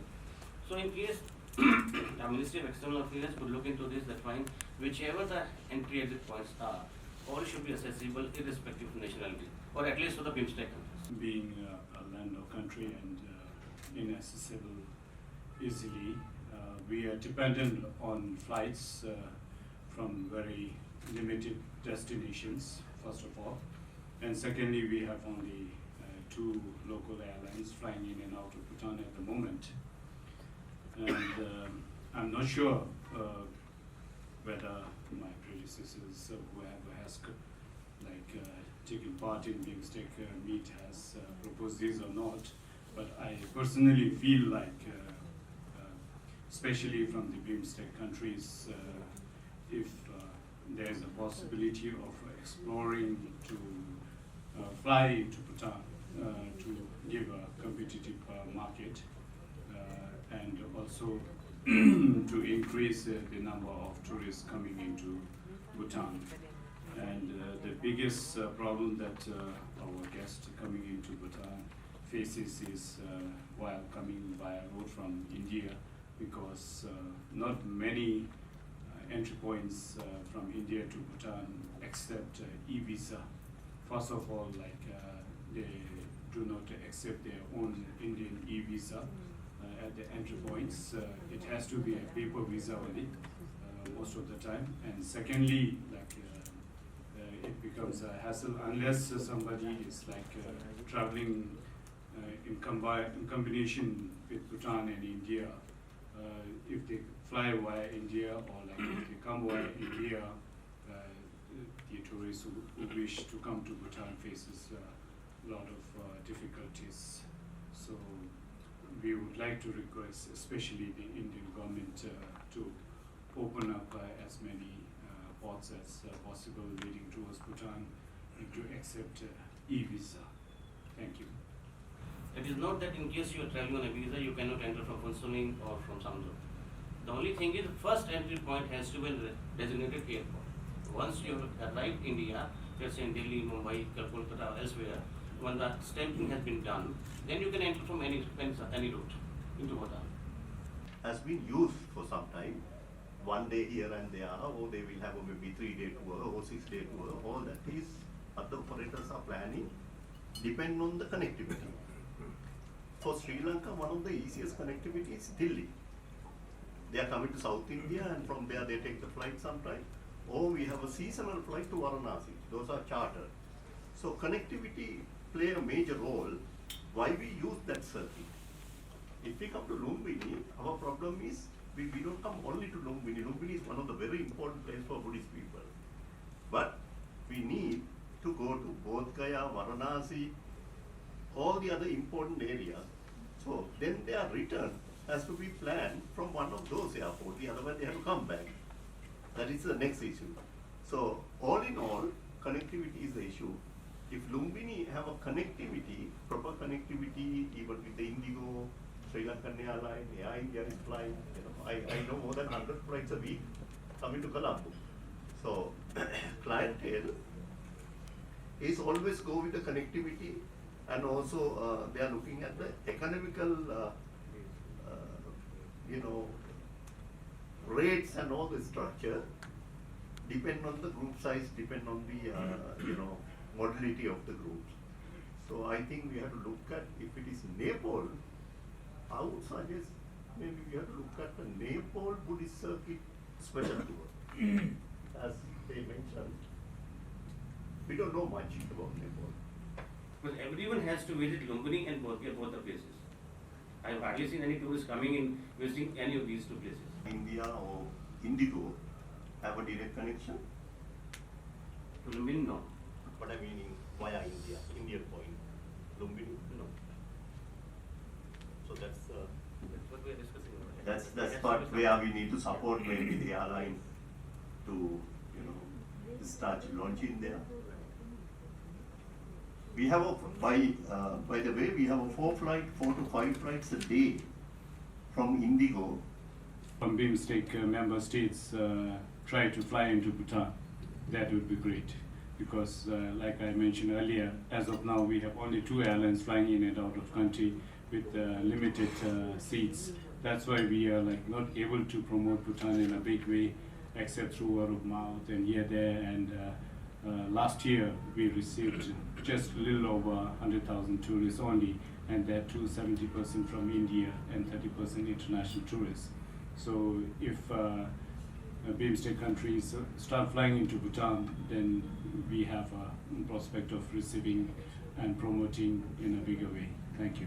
Thai Airlines have a connection with Banarasi and other also. So they can come to Lumbini firstly, then they start from the birthplace of the Gautam Buddha.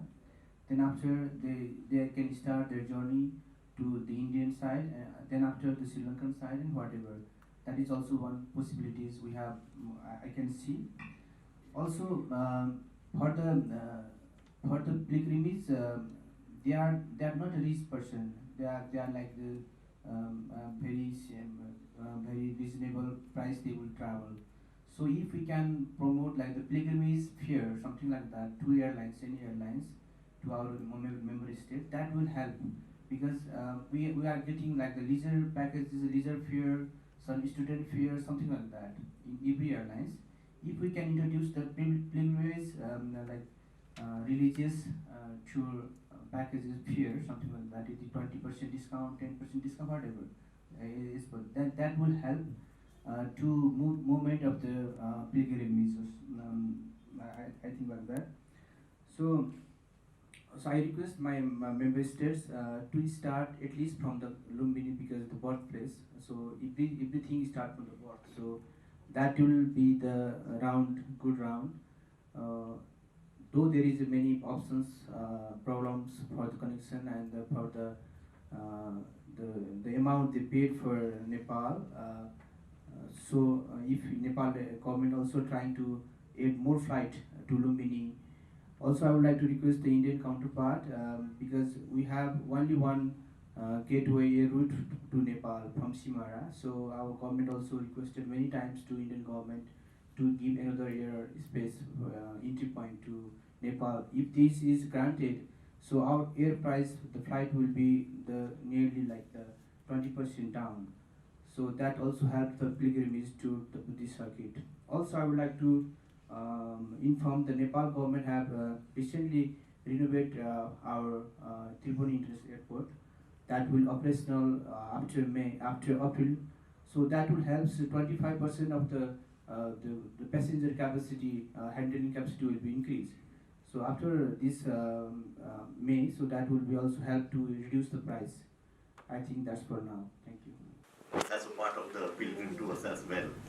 So from the delegates from Bhutan, it's open to any country to start flying into Bhutan. Only thing is they find it difficult to fly into Bhutan because of low volume of tourism, first of all, and secondly because of the difficulty of the airport location in Bhutan. Okay. Is the 320 can land? Yes, we have 319 and 320 at the moment in operation. Okay, so you have a more than 3.5 kilometers. Yes. Okay, so why I'm asking this, there are freedom traffic. You have a fifth freedom, sixth freedom traffic. Right? Exactly. We are a member of IATA. Right. So if the fifth freedom traffic is there, we can uplift the passenger from Bhutan, as well as if Nepal is allowed, then we can work out a circle flight. Exactly. Difficulty of the airport location in Bhutan, first thing, and secondly because of the low volume of tourism going to Bhutan, they found it like economically not viable, so they stopped flying. It's not that Bhutan is not welcoming any other country to fly into Bhutan. A special package for the pilgrims, so that can be worked out. And the BIMSTEC secretariat, they have already prepared few operational points and modalities here. Visa and immigration facilitation, incentives, both the players and plus the visitors, and maybe for investors as well. Safety and security concerns. If something is missing or something is not relevant, you can suggest on. The government of Nepal is willing to do operational very soon. They are giving too much, but airlines is not interested still. But in recent year, we have Qatar Airlines flight, Jazeera flight to Lumbini, then Nepal Airlines also they are flying there. So that is privileged incentive they are given to airlines. Parking fees, ground handling, even in the fuel. So there are some incentives. Plus, as President mentioned, 3,000 plus 1,000, 4,000 rupees is also helped. By this, I think flying to Kathmandu, flying to these new airports is nearly $150 cheaper than what it costs flying to Kathmandu. So that is a very good incentive, but not marketed quite well, and we are promoting these incentives also. You mean this is other than Kathmandu? Or This is other than Kathmandu? Yeah. This incentive is not for Kathmandu airport. This is only for Lumbini and Pokhara airport. This is a new airport, so that have started this incentive. Also, Mr. Chair, I want to add one more thing. for the Buddhist circuits, the Kathmandu Valley also the known for the Buddhist activities and monuments here. So also, if our operation 25%, the capacity of Tirupati International Airport has been increased, will be increased. That then after we can start from Kathmandu, we can see the heritage side, the monuments in Kathmandu Buddhist side. Then after we can go to Lumbini as well. That is another options for then they can be started. Thank you. Manpower. Today, the youth is not willing to come and join the industry, like with the most impacted and the least paid. So I believe, beside, once we have all the infrastructure, everything has been created, ultimately who is going to handle the clients? It has to be a person. So we need to groom and create a manpower, a workforce at all the places wherein they perceive a tourist as a friend or a family or whatever. So that is the utmost importance among all these things. Thank you. Very good point. So to compliment you, what I was thinking of, that if we can work out on a mechanism of having a BIMSTEC visa or a BIMSTEC pass, especially for the cruise traffic, so that a person applies at one place and the entire visa is covered, irrespective of going and applying to different countries. One single pass should work for the entire cruise, wherever he is docking or landing, whatever. Remember that I had to collect permission from 17 different ministries and departments, starting from Home Ministry, Immigration, Customs, Shipping Ministry, Inland, Water Transport, blah blah, so many things. So it was a horrible, and I still remember that on Thursday night I got the permission from Home Ministry. Friday and Saturday is a holiday, and Sunday morning at 7 o'clock my ship is in Bangladesh territory, Bangladesh area. So it's really difficult the first time. But what was our requirement, my requirement actually, we had three requirements. Number one is it should be on arrival visa on board. Number two, on board customs, and on board immigration. These are the three things. I have no idea about Sri Lanka or India what we are doing. So initially, when we had an interministerial meeting headed by the then tourism minister, all the departments, starting from Navy was there, Coast Guard was there, everybody initially agreed. But 2 days before, the Home Ministry, who actually issuing the visa, they denied. They said, sorry, we will not give the on-board honorable visa on cruise ship. Instead of that, you have to collect the passport from the client, from the ship, and you have to go to Chittagong to get the visa. So my ship was in a, it's called a Mohishkali Shonadi Island, which is a 1 hour speedboat drive from Cox's Bazar, and then from Cox's Bazar to Chittagong another 3.5 hour drive. So it's altogether 4 to 5 hours one way. Go to the immigration and come back. Then I denied. Actually, I denied. I said that is not possible. My team will not accept this. They will postpone the trip or something like this. Then again they said, okay, fine. We are doing another thing. In Myanmar, in Bangladesh border, we have one immigration, which is from Cox's Bazar. It is 2 hours drive. They said, okay, fine. Though the border is closed, but we will put special to immigration officer only for your passenger to get the entry still, but you have to go there. We cannot provide the onboard immigration or onboard customs. That was the first case in 2017. But in 2019, when we do the second cruise, then the situation is a little bit easier, and they provide onboard immigration and onboard customs. So I wanted to know what get information from Sri Lanka and India that what is actually your procedure, that or do we or BIMSTEC nation can put a standardization about the cruise clearance and entry and exit, something like this. If we have a discussion and we have the agreement, so that we can go back and ask our government or the BIMSTEC headquarters can also send that this is a standardization for all the BIMSTEC nations and we all should follow it. And also, my second point was, when we completed, I said that we should have a one-stop service solution. It's like civil aviation. When you have a new airline that's coming, what is the procedure? You go and apply to the Civil Aviation Authority, and it is the Civil Aviation duty to get the permission from different agencies or ministries. So that's why same thing we proposed, and the government agreed, and the Bangladesh Tourism Board, actually the point of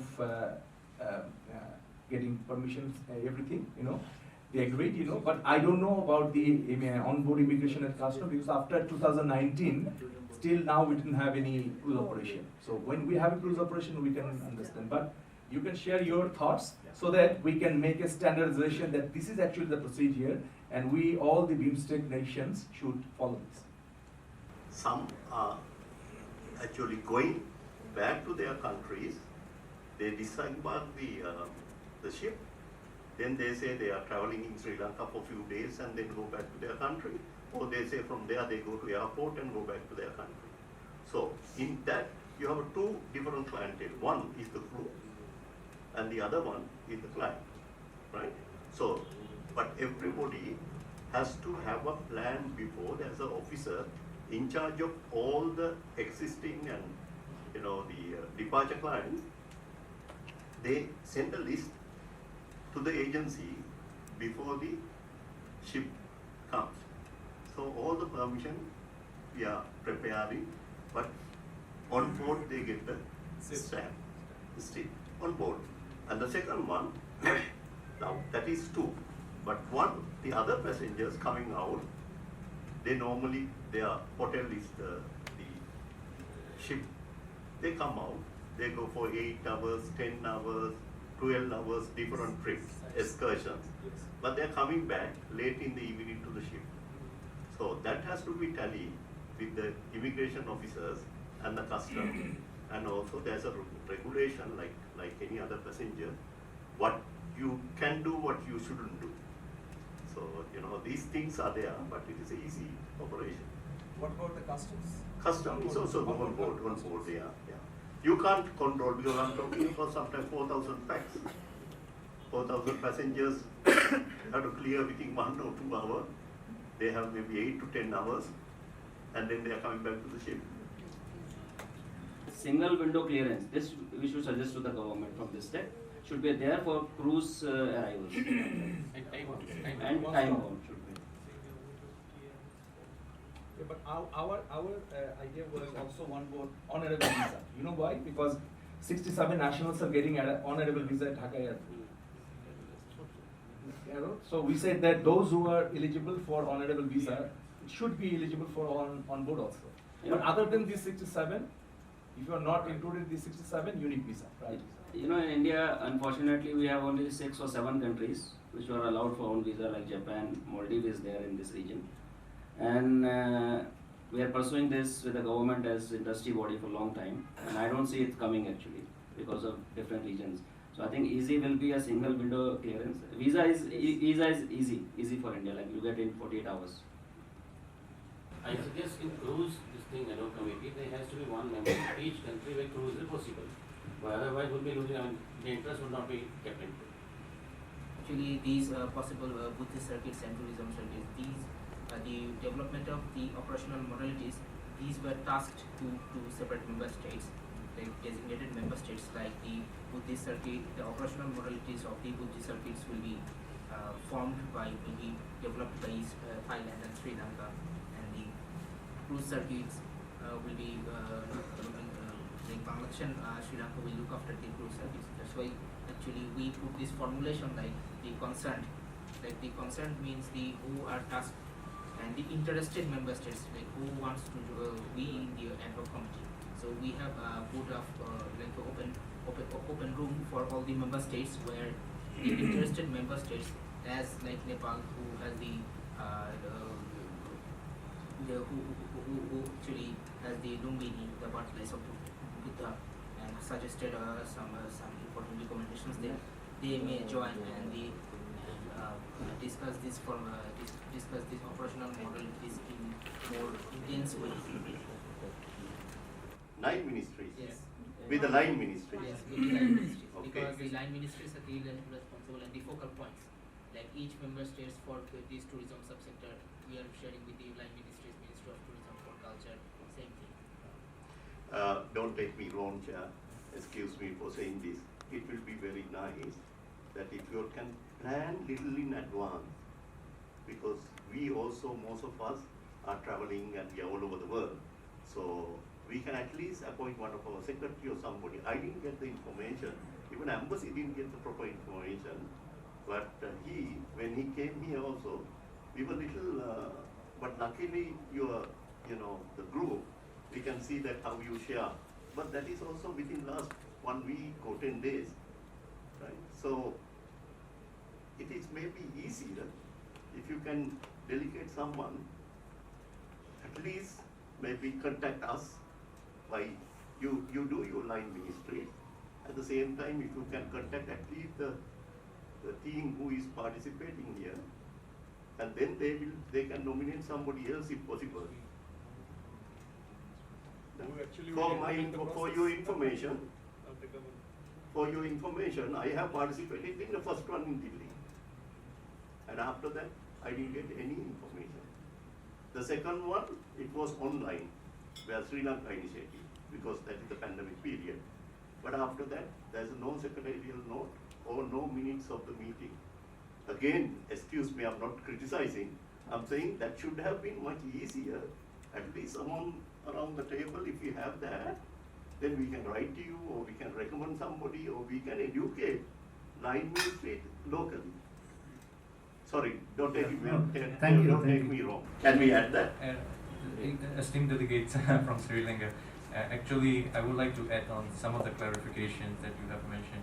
You have rightly said that after the BNTO's, the second meeting BNTO was held in Sri Lanka, I think it was in 2020, the beginning of the COVID era. And after that meeting, we didn't have the BNTO meeting for like 4 or 5 years. So our practice in BIMSTEC is we normally communicate to the national focal points of every member state. So after the meeting, we will circulate this report to the national focal point, and the national focal point is usually the Ministry of Foreign Affairs of each member states. So the national focal point, once they receive the report, or once they receive the invitation for some of the meetings that will be held under the framework of the BIMSTEC, they will communicate to the line ministry. So for BIMSTEC Secretariat, we cannot directly communicate to the line ministry respectively. We can only communicate to the national focal points. So the national focal points will relay the information to the line ministry. And the line ministry, for instance, for the people-to-people contact sector, most of the member states, the line ministries are Ministry of Culture and Tourism.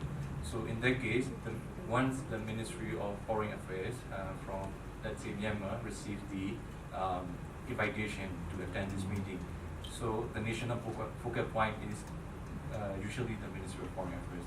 So the Ministry of Foreign Affairs will forward that the invitation to the concerned line ministry. So in this way, we can only work out in this situation. We cannot directly communicate to the line ministry. We can only communicate to the national focal point. How about the participants from each meeting? So the participants from each meeting, the line ministry will nominate the participants from each meeting, and then the line ministry will communicate to the Ministry of Foreign Affairs. The Ministry of Foreign Affairs will dispatch the note verbal to the Secretariat. Mr. Secretary, I absolutely agree with you. This is how it worked in India.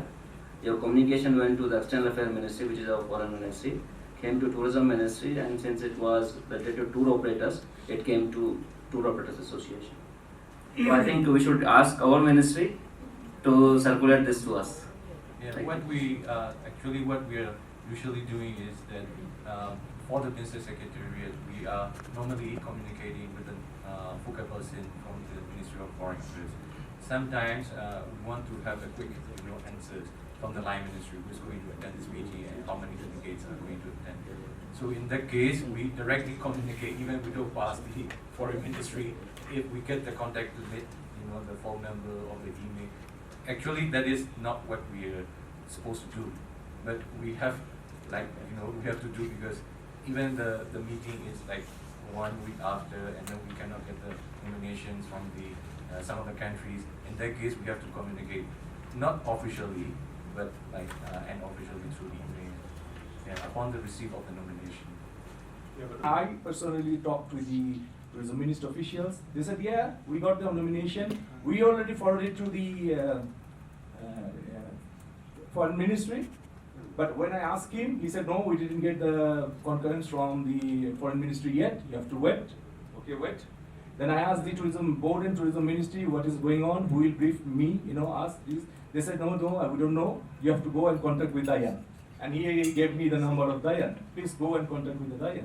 So it's a huge bureaucratic procedure. Make it happen. So if this, I'm sorry for Mr. Deepak, you are a bureaucratic person, but however, if we can make it little easy to loop all these, especially for example, the participant who are actually participating here, if we can get them CC or BCC to update what is happening, then we can go back and talk with the government officials. It's very easy procedure. Yeah. I know you have the restrictions, but yeah, thank you. I think so far, as per the BIMSTEC provision, they have the communication only with the external affairs or foreign affairs. But at the same time, I think this meeting can recommend or suggest two things. Either one is maybe each country can discuss to smoothen their internal communication, the channels, or as you suggested, keeping loop of the key stakeholders. For example, in this case, I see Ministry of Foreign Affairs, Ministry of Tourism, Tourism Board type of NGOs or Department of Tourism, and the private sector association. So these four different organizational layers, if we can pull in the communication, then it will be effective to discuss inside. So maybe we can request to BIMSTEC Secretary to his member countries to practice this new provision. Then we plan for the date in December, then it cancel within 2-3 days. So we have to cancel some of our trip. Or either we have to go and, because this is, I don't know how with the others, we voluntarily pay our tickets to dates to everything, right? So accommodation is given, thank you for the sponsors, Nepal Tourism. But only thing is our schedules are tight, very tight. So with that, if you can at least consider round the table, at least BCC or CC to these members, because we know what we discuss. But without minute of a meeting, we also forget. We also try to, then we keep part of it with our secretaries, where we can be more positively act on that. Thank you. So discussing with Buddhist circuit to BIMSTEC circuit to now we are talking about the communication circuit. Yep. So which is also equally important. So moving ahead, I think the third point suggested in this from the BIMSTEC Secretariat is the BIMSTEC Secretariat to explore possible funding sources from external partners for carrying out such studies and reports of the committees. I think we all agree on this agenda item. Very good ways forward if all of us really will know.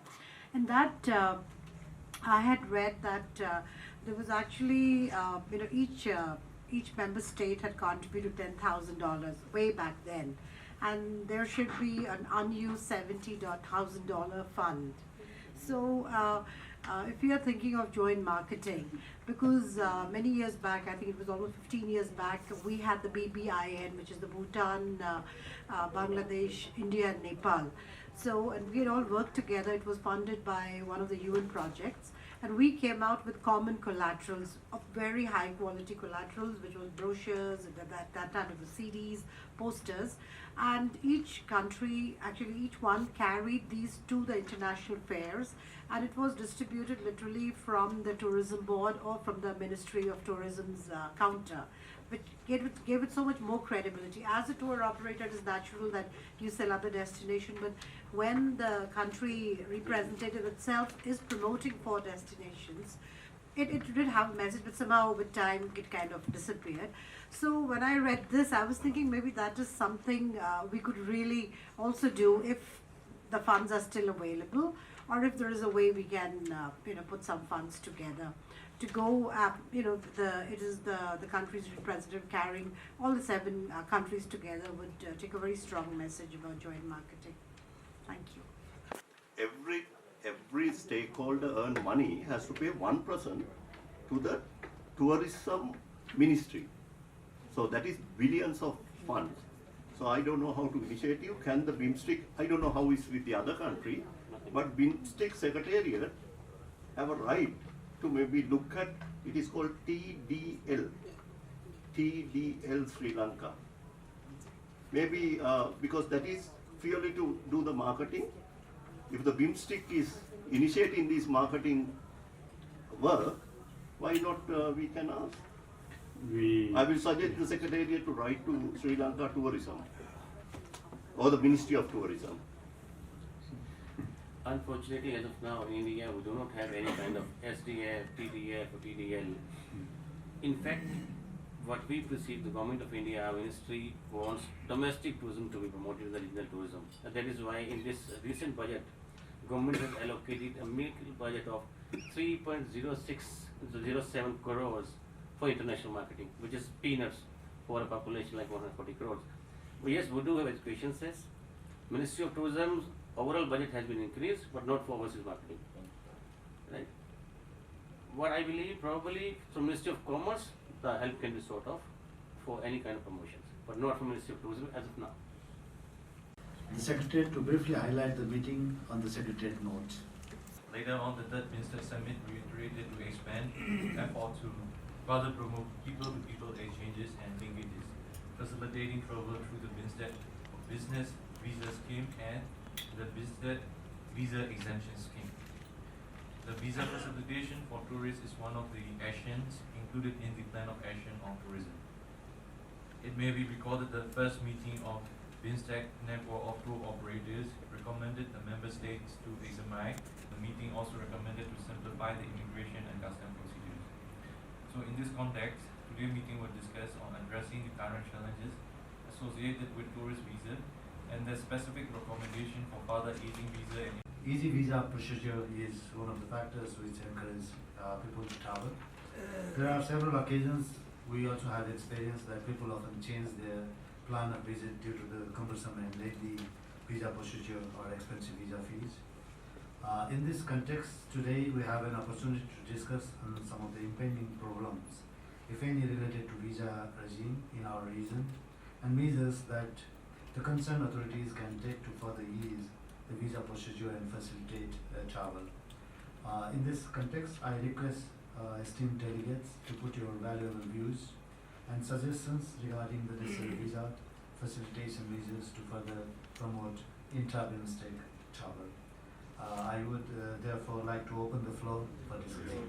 I think no visa fee actually. Visa should be there, but no visa fee. Visa free regime, and also the facilitation of visa on arrival. These two things we can recommend again. Thank you.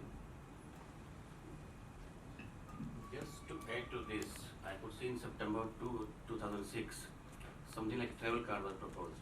And I think on the similar lines I talked about a BIMSTEC pass. So there's a similar thing, you can term it whatever way you want. It's unfortunate that, again, as Mr. Ravi also said, that after 18 or 20 years, still we're talking about the same things. The suggestions were given at that point of time also, the same things have been being discussed today also. But ultimately, the question here arises whether this meeting of ours is of any use ultimately if the same things has to be spoken again and again after year and year. There has to be a solution, because we speak, we discuss, we give a recommendation to the concerned authorities, and thereafter we are back to 0-1. That's clear one. So I believe this time the chair should send a strong message stating that this was observation by the member that since 2004 or 2006 we have been talking in circles. Of course, a BIMSTEC pass is required with, as Mr. Ravi said, no visa fee and visa on arrival. This is need of the hour. And it has to be as soon as possible, not after once we talk about 2046. Introduce about the visa free for our Indian. In 2023, they were having shot of the Chinese tourists into Thailand. So I was appointed as the provincial specialist in the tourism policy of the government. In a meeting, they were having so many ministry and also allies representative. Minister asked that is there any information or any idea that we can promote more tourists into Thailand? And since the Chinese tourists are dropped down, so we may not have the as expected number. So nobody say anything. So I just raised my hand that let me also request our Indian, because at that time Indian was a number 2 population in the world. I tried to explain that the new generation in India between 25 to 35, 40 years, they are having about 400 million at that time. And they are having good education, good income, and if you plus with the middle class and the higher class, how many times it's much better than Thailand. And also some state in India also even have more population. And we are not very far from Thailand. If Kolkata is just 2.5 hours, Delhi is about 3.5 or 4 hours, depending on the aircraft, and try to explain from A to Z. But most of the people who are attending, they just smile, didn't say anything. But next day, the minister asked the assistant to call me, please write me a letter, but cut it short. But finally, they approved the free visa for our Indian. But at the beginning, they have given 30 days free visa, no charge. Normally, they charge 2,000 baht for 15 days. But then after 6 months, I also, before the end of the visa, special offer, so we are also request the minister in the parliament again, so they extend. But in the month of July, they extend until 60 days. So regarding the free visa for 93 countries, our director have already informed that they are given 60 days stay permit in Thailand. But before I came here also, I tried to check that like Myanmar and also Nepal are not getting free visa. And I try to see if any good reason so I can propose in the meeting. They are having 93 countries, but out of 93, actually 16 countries, they are having less tourists coming into Thailand, even less than Myanmar, less than Nepal. So they are getting free visa. So I try to have this reason to request the meeting, and also maybe you can approach to the, under consideration that they also should also allow Myanmar and also Nepal to get free visa. Actually, our BIMSTEC, we are having 18 million population. Actually, if we really join hands and do something to promote the tourism into Thailand, it's really having powerful, no? Because the free visa is also making the good economy for every country, I can tell. And how to promote the tourism into the country. Also, most of the sector like hotel association, tour operator, transportation, and every sector have to really join hands. And also, in the past, when Nepal also used to do some kind of promotion in Thailand, I used to introduce some kind of the university also for training,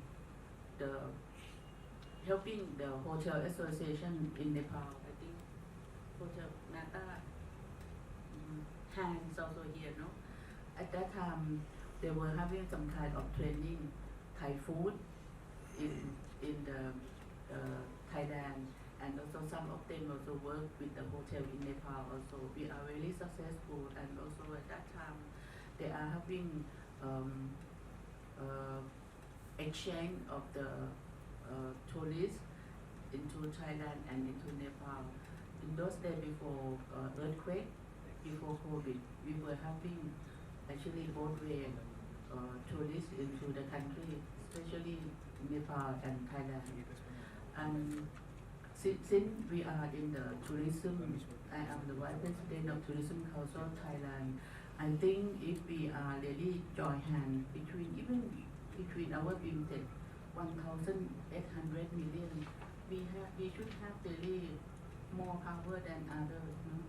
So we should really do some kind of this thing. And also, I may suggest that our Thai people and most of the BIMSTEC people, we are mostly Buddhism. Why not we do some kind of promotion?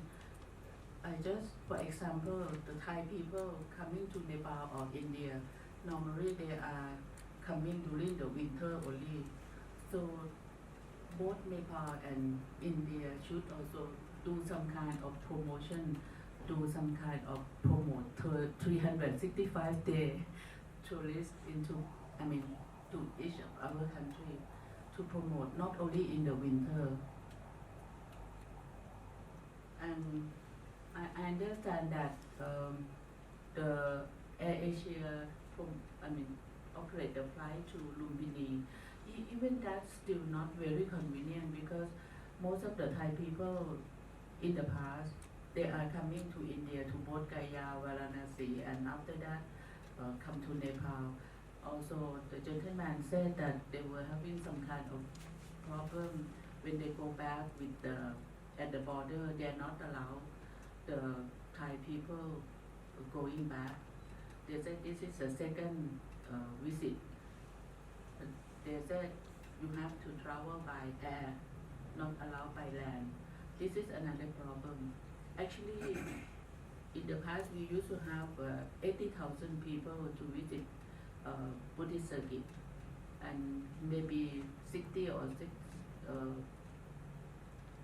6,000, 7,000 people visit to Lumbini, because not all of them visit to Lumbini because they understand that they were having the problem. And again, before I came, it's about 2 weeks back, they were having a problem. They are not getting the visa, and especially this season is the Thai people traveling to India and Nepal. I used to request Indian ambassador and the number 3 also try to allow, but they have to pay another fee via VFS again, because online they are not allowed. In the past, not more than 3 days they can get the visa, but now even 10 days they don't get the visa, so they have to pay another fee through VFS, which is more expensive, almost 3,000 baht extra, and then request the Indian Embassy in Bangkok to approve the visa, urgent visa. This is the problem between the Buddhist people coming to India and Nepal. So at the beginning, just this much first. Thank you. So we took up this matter with the Ministry of Home, Bureau of Immigration, and we get it cleared in 24 hours. Apart from this, we have written a letter already because we get this problem with many members that Thai people are getting problem for getting Indian visa. So this matter is taken to the highest authority with the Secretary Home also, and I hope this will be sorted out. Thank you. Fees, we should fix it up. I don't know how much it would be. If it is a free, fine, like my Indian friend recommend, or if it is a $20, $30, $50, should be uniform in BIMSTEC nations. This is number 1. Number 2, e-visa should be there, definitely. If it is not, then visa on arrival should be on practice. But I know that, a country like Bangladesh or even Nepal, where we have a big migration is going on, so sometimes people little bit reluctant to issue their visa on arrival. If it is so, then we can allow tourist visa on arrival, those who are going through a registered tour operator or travel agent like us. So in that way, government can recognize some of the recognized or registered tour operators, and they can go through a tour operator. So in that way, tour operator also can take some responsibility for these real tourists. And also, as everybody mentioned regarding the BIMSTEC visa or BIMSTEC pass should be there. And if we have any portal, common visa portal, so that everybody can go use it, for their visa purposes. Thank you. If the European and the Australian people can come, so if we can issue the visa, they can travel BIMSTEC country. So that can be benefit for the all countries. Not only we travel to India, I travel to India, Indian people coming to Nepal. That is limited. So in Nepal we have 1 million people that are coming from abroad. Around 88 lakhs from the Europe and Middle East and not BIMSTEC countries. So if we arrange a visa, we can, if they come to Nepal, they can come, go direct to India, no problem in borders. That will help very much in future. This is the, I don't think this is feasible or not, but if we can open up, then that will help. Thank you. So once now Thailand has allowed India to give free visa, I'm sure that India will also consider this. We as association, we write this time to time, and every time what we get answer from them is it's a bilateral thing. If any country is making it cheaper, we'll make it cheaper also. For example, with Maldives, India is visa free, because Maldives also give visa free, and India, despite of whatever relationship we have at the moment. But this is how it works. So we can pursue as a body also. But this is very important. So visa facilitation. 5 countries to give free visa on arrival, as well as if they want, they can go on platform. If the passport is scanned, then they know they are from the particular country. So 35 countries, I'm not going to name the countries, but still Thailand is there, Nepal is there, India is there. Out of these 35, SAARC countries get 50% off for the visa fee, as well as I said, even the other government fees on cultural sites and all. But within this, at the moment, we managed to adapt China, India, Russia, Thailand, Malaysia and Japan has been given free visa permission. I'm not sure whether you are aware of it. India, you can come to Sri Lanka. That is, Sri Lankan government has granted visa free, but that's maximum 1 month. Maximum 1 month. So there are, why I took this, there are initiatives done by the industry members, which is working well. But as a BIMSTEC, if we can take one kind of, maybe as I propose, maybe multiple visa, and then also maybe that can link it to the BIMSTEC country. Thank you. Thank you. Any more thoughts? So Nepal government also do the same. So that is the practice. So if one country open up, then other country also come together. So we have to start by our labor base. Thank you. But what I like to suggest that on this recommendation note, because already Thailand is offering the free visa to XXX country, Sri Lanka is doing the same.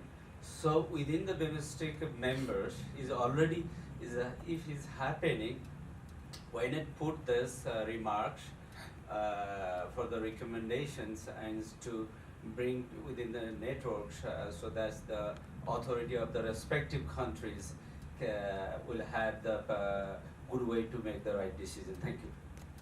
Way to go through.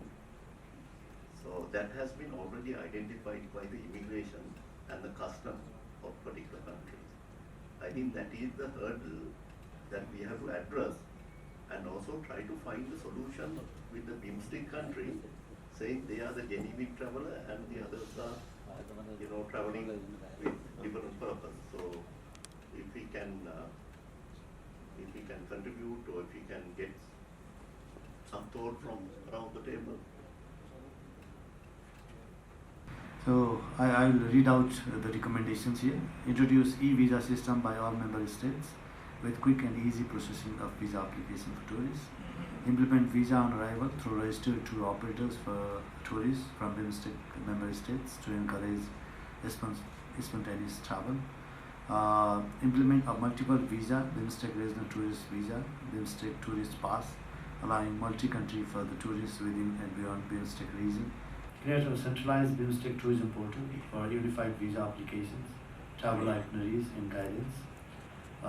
Explore the possibilities of forging visa fee waiver and visa exemption facilities for short stays. The second meeting of the BIMSTEC number of two operators recommended that the member states shall host the annual convention from the Mark Conclave in Akhabar Hall. Later, Nepal organized the BIMSTEC Tourism Fair in Normandy, Nepal on 12 May 2023, together with the Buddhist International Travel Mark. The BIMSTEC Working Group on Tourism held in January 2024 finalized the updated plan of action on tourism in which annual BIMSTEC Tourism Conclave, Sale Mission, Travel and Tourism Fair was included as one of the major activities. And at this activity, the member states have agreed to prepare and adopt a calendar of BIMSTEC tourism promotion activities and to implement it once approved. Therefore, today's meeting may discuss on the importance of organizing an annual BIMSTEC Travel Mark, Tourism Mark Conclave to promote inter and intra-BIMSTEC tourism and submit a complete recommendation, including on the calendar of event for consideration of the BIMSTEC Working Group on Tourism. Thank you, Mr. Chair. Thank you, Director of the Secretariat, for this briefing. We all believe that convening BIMSTEC Travel and Tourism Mart is a very good idea. I think we can do it separately or together with some prominent events of our country that we are already doing. Organizing in alphabetical rotation and making a calendar may be helpful. Having said this, I would like to open the floor and would like to request the district delegates to share your views and suggestions in organizing the BIMSTEC Travel and Tourism Mart annually. Every year, it is going to be organized in every countries. It will help the local operators to get more engagements and to also get more connections as well, to develop our business relationships with different 7 countries. Along with road shows could be one thing you can take as a note, because road shows also get a good introductions for products that the countries have. As I was following up today, the Buddhist circuit and the cruise route, these are 2 things that would be also ideal to be introduced in these travel fairs, so that the operators also, those who are already doing it and those who will going to do it, there will be more connectivity and more B2B connections will be enriched. So that's one of my recommendations for this.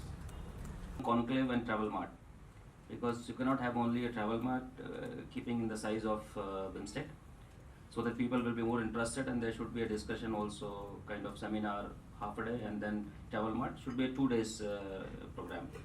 And also I think it should be we should recommend to have it PPP participation, because government should be a facilitator and the participants should be participants, So this is what I suggest. Though the chair has recommended it alphabetically, though it's okay to go for that. However, I suggest that we should leave it open and with the mutual consent of the other BIMSTEC countries, depending on, let's say in case tomorrow Bhutan comes up with a new flight from X country or Y country, then they would definitely love to go for a promotion at that on that specific year. So let's not make it a sticky yard, it has to be alphabetically only. Keep it open. Nepal, as you can see the report, there is a last 2013, 23, in the May we have incorporated the BITM and BIMSTEC travel fair together in Lumbini. So this year also we are going to organize a big event of BITM, it's 3rd edition. So it is called Buddhist International Travel Mart. So it is help to enhance the promotion of the Buddhist circuit as well to our continent. So as a NATA and tourism board and other stakeholders, we are together here to operate this kind of event, so that we can somehow connect this BIMSTEC joint together. So we are very open on this. Thank you. To answer those then and there. So there will be a good participation from the industry, each member state industry, where we can also join as a BIMSTEC country to the particular area. I think this too could be something very interesting, other than going for our own BIMSTEC travel fair, because it's not very easy to organize. It's tough. So I think we can make the decision at least to start with the present available fairs, and with that we can go for roadshow. You can add on 1 or 2 more days. Yeah. And before or after. Yeah. About a roadshow, maybe we can have like a BIMSTEC pavilion in the big fair like ITB Berlin and London Travel Mart, something like that. WTM, yeah, to promote our region. But for the travel mart, there are few travel marts in Thailand organized annually by TAT and also the private sector. So TTAA or ATA. I would recommend member states to join the events that we already organize every year. So in terms of the budget, I think we can just join the events where each country already have annually. So this is might be the first step. Thank you. In WTM, or the next one is ITB, I think always we are near each other. But Mr. Chair, can we propose at least to meet one in the evening? Because I always stay next to Nepal, Bhutan and India, and other neighboring country will be there. We can meet, and also we can invite some of our good tour operators to come for a little cocktail, so they can have interaction with the context that we are having. Thank you. I'm sorry, but I can say I politely disagree. Because if you are having something for the BIMSTEC, there should be a standalone event of BIMSTEC. This is what I think. So that focus will not be diverted. Secondly, going to ITB and WTM is a very expensive affair. I am not sure if BIMSTEC is going to spend all the kind of money, because it will take $15,000-$20,000 at least to have a place. So I think focus should be on the region only, if not rotation with the suggestive countries' participation whenever they want, but it should be a regular event. If you keep on floating that we ask country to come up with days or there, then it will never happen. I'm sorry. So you should set up something that every 1 year this country, 1 year this country, choose your dates, give freedom to choose. This is how it should be, I think. Thank you.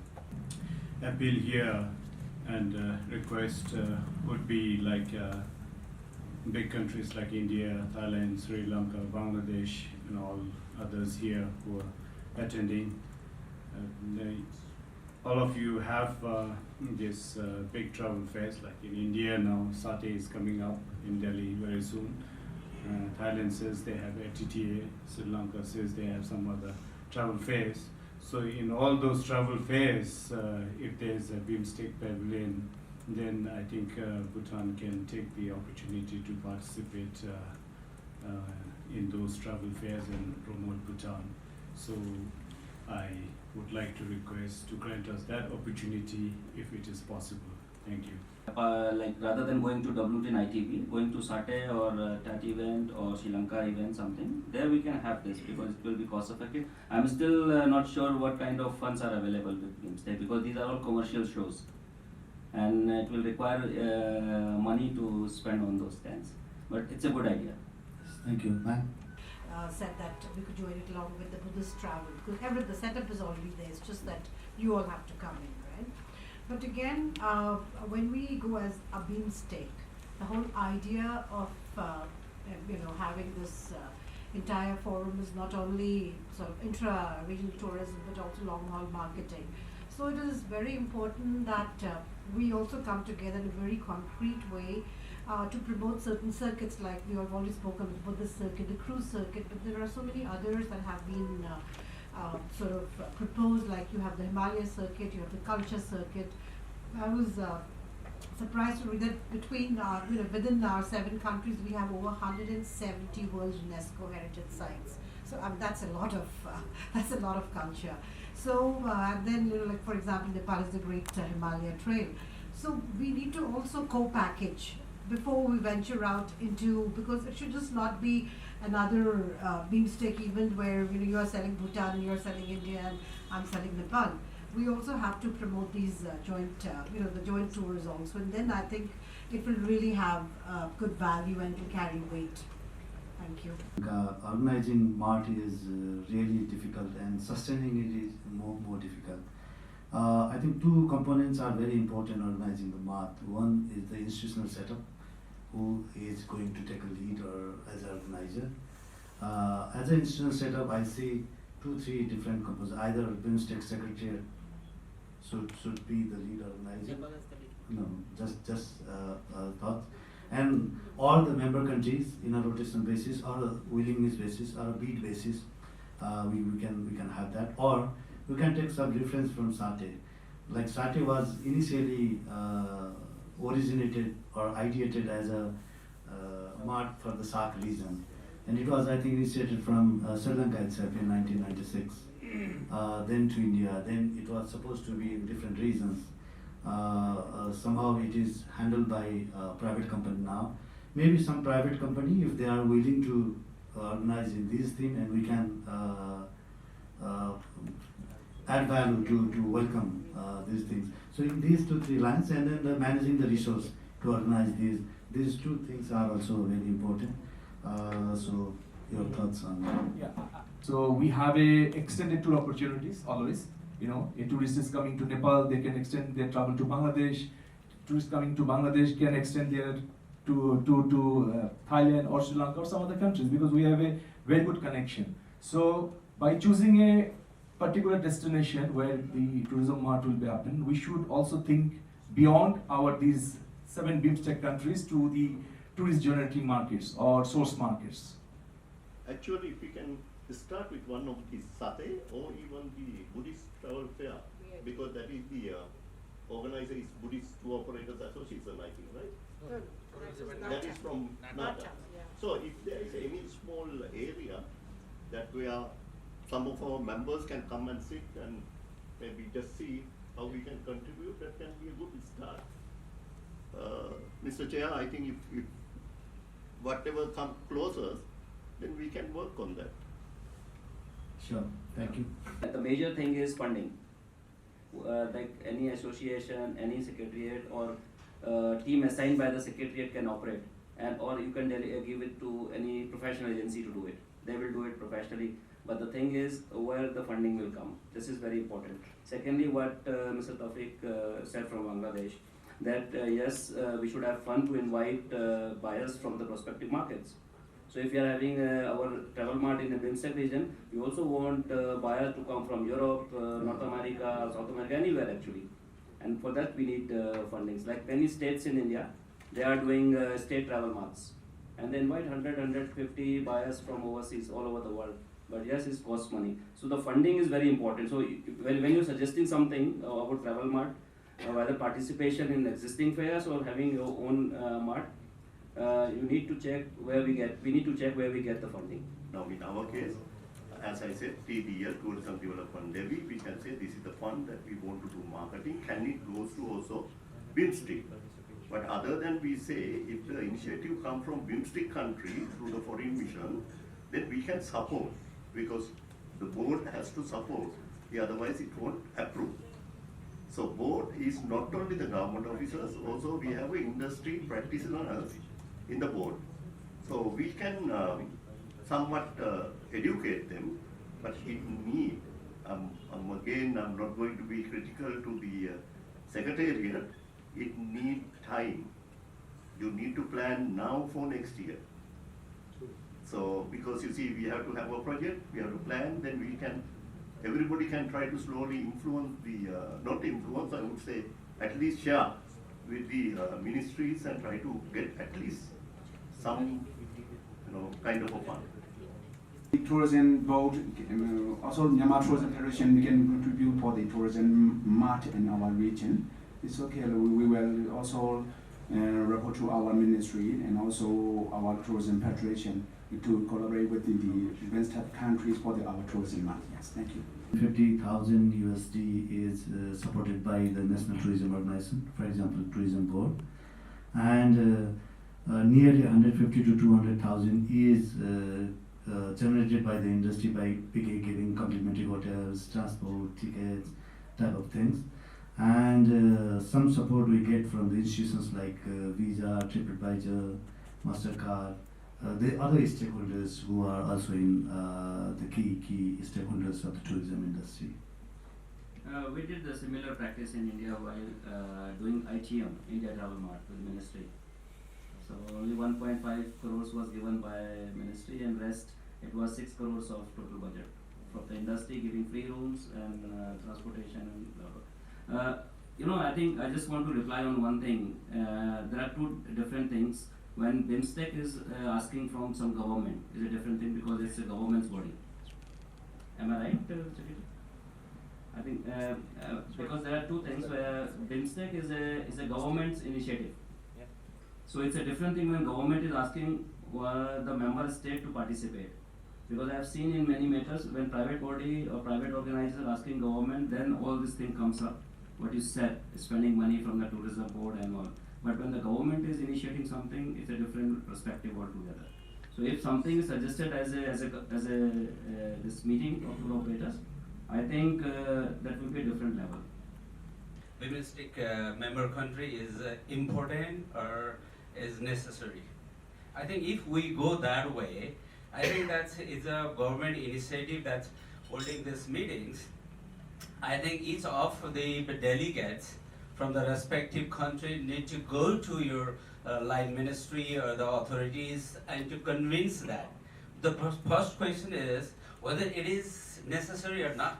If it is necessary, if it is fruitful to promote the tourism within the member states, so money will not be that big issues.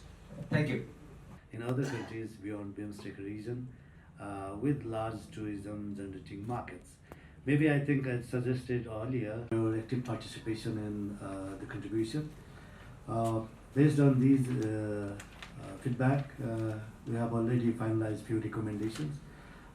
Today we discussed very, very important topics, starting from the destination management and discussing about the challenges and the ways forward to the focus discussion on Buddhist circuit and cruise circuits, and then the visa formalities, and after that we also discussed about the BIMSTEC Mart. I would like to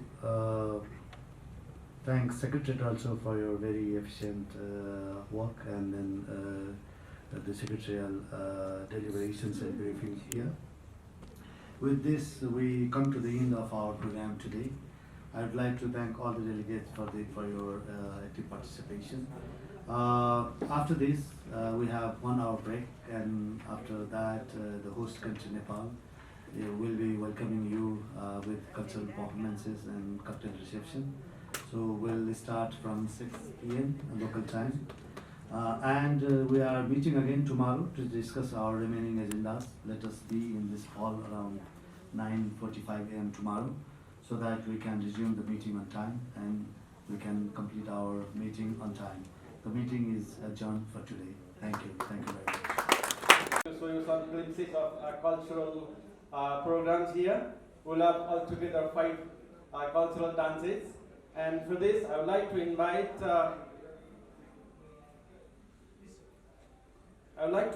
Anita Kharge to come over here. Yeah, could you please come here? And she will take over the stage now. The stage is yours. Please. So first of all, we are going to present Kumari dance. Kumari is regarded on the living goddess of Nepal and is selected from the Netwokr community and kept in the old palace Hanuman Dhoka of Kathmandu. On an occasion of Indrajatra festival, which is celebrated in the month of August or September, the chariot of the living goddess Kumari is taken round the old Kathmandu, and thousands of Nepalese people pay homage to her. Kumari dance is one of the very ancient classical dance of Nepal. This dance is dedicated to the well-known living goddess Kumari of Kathmandu. So going to present Kumari dance. Thank you.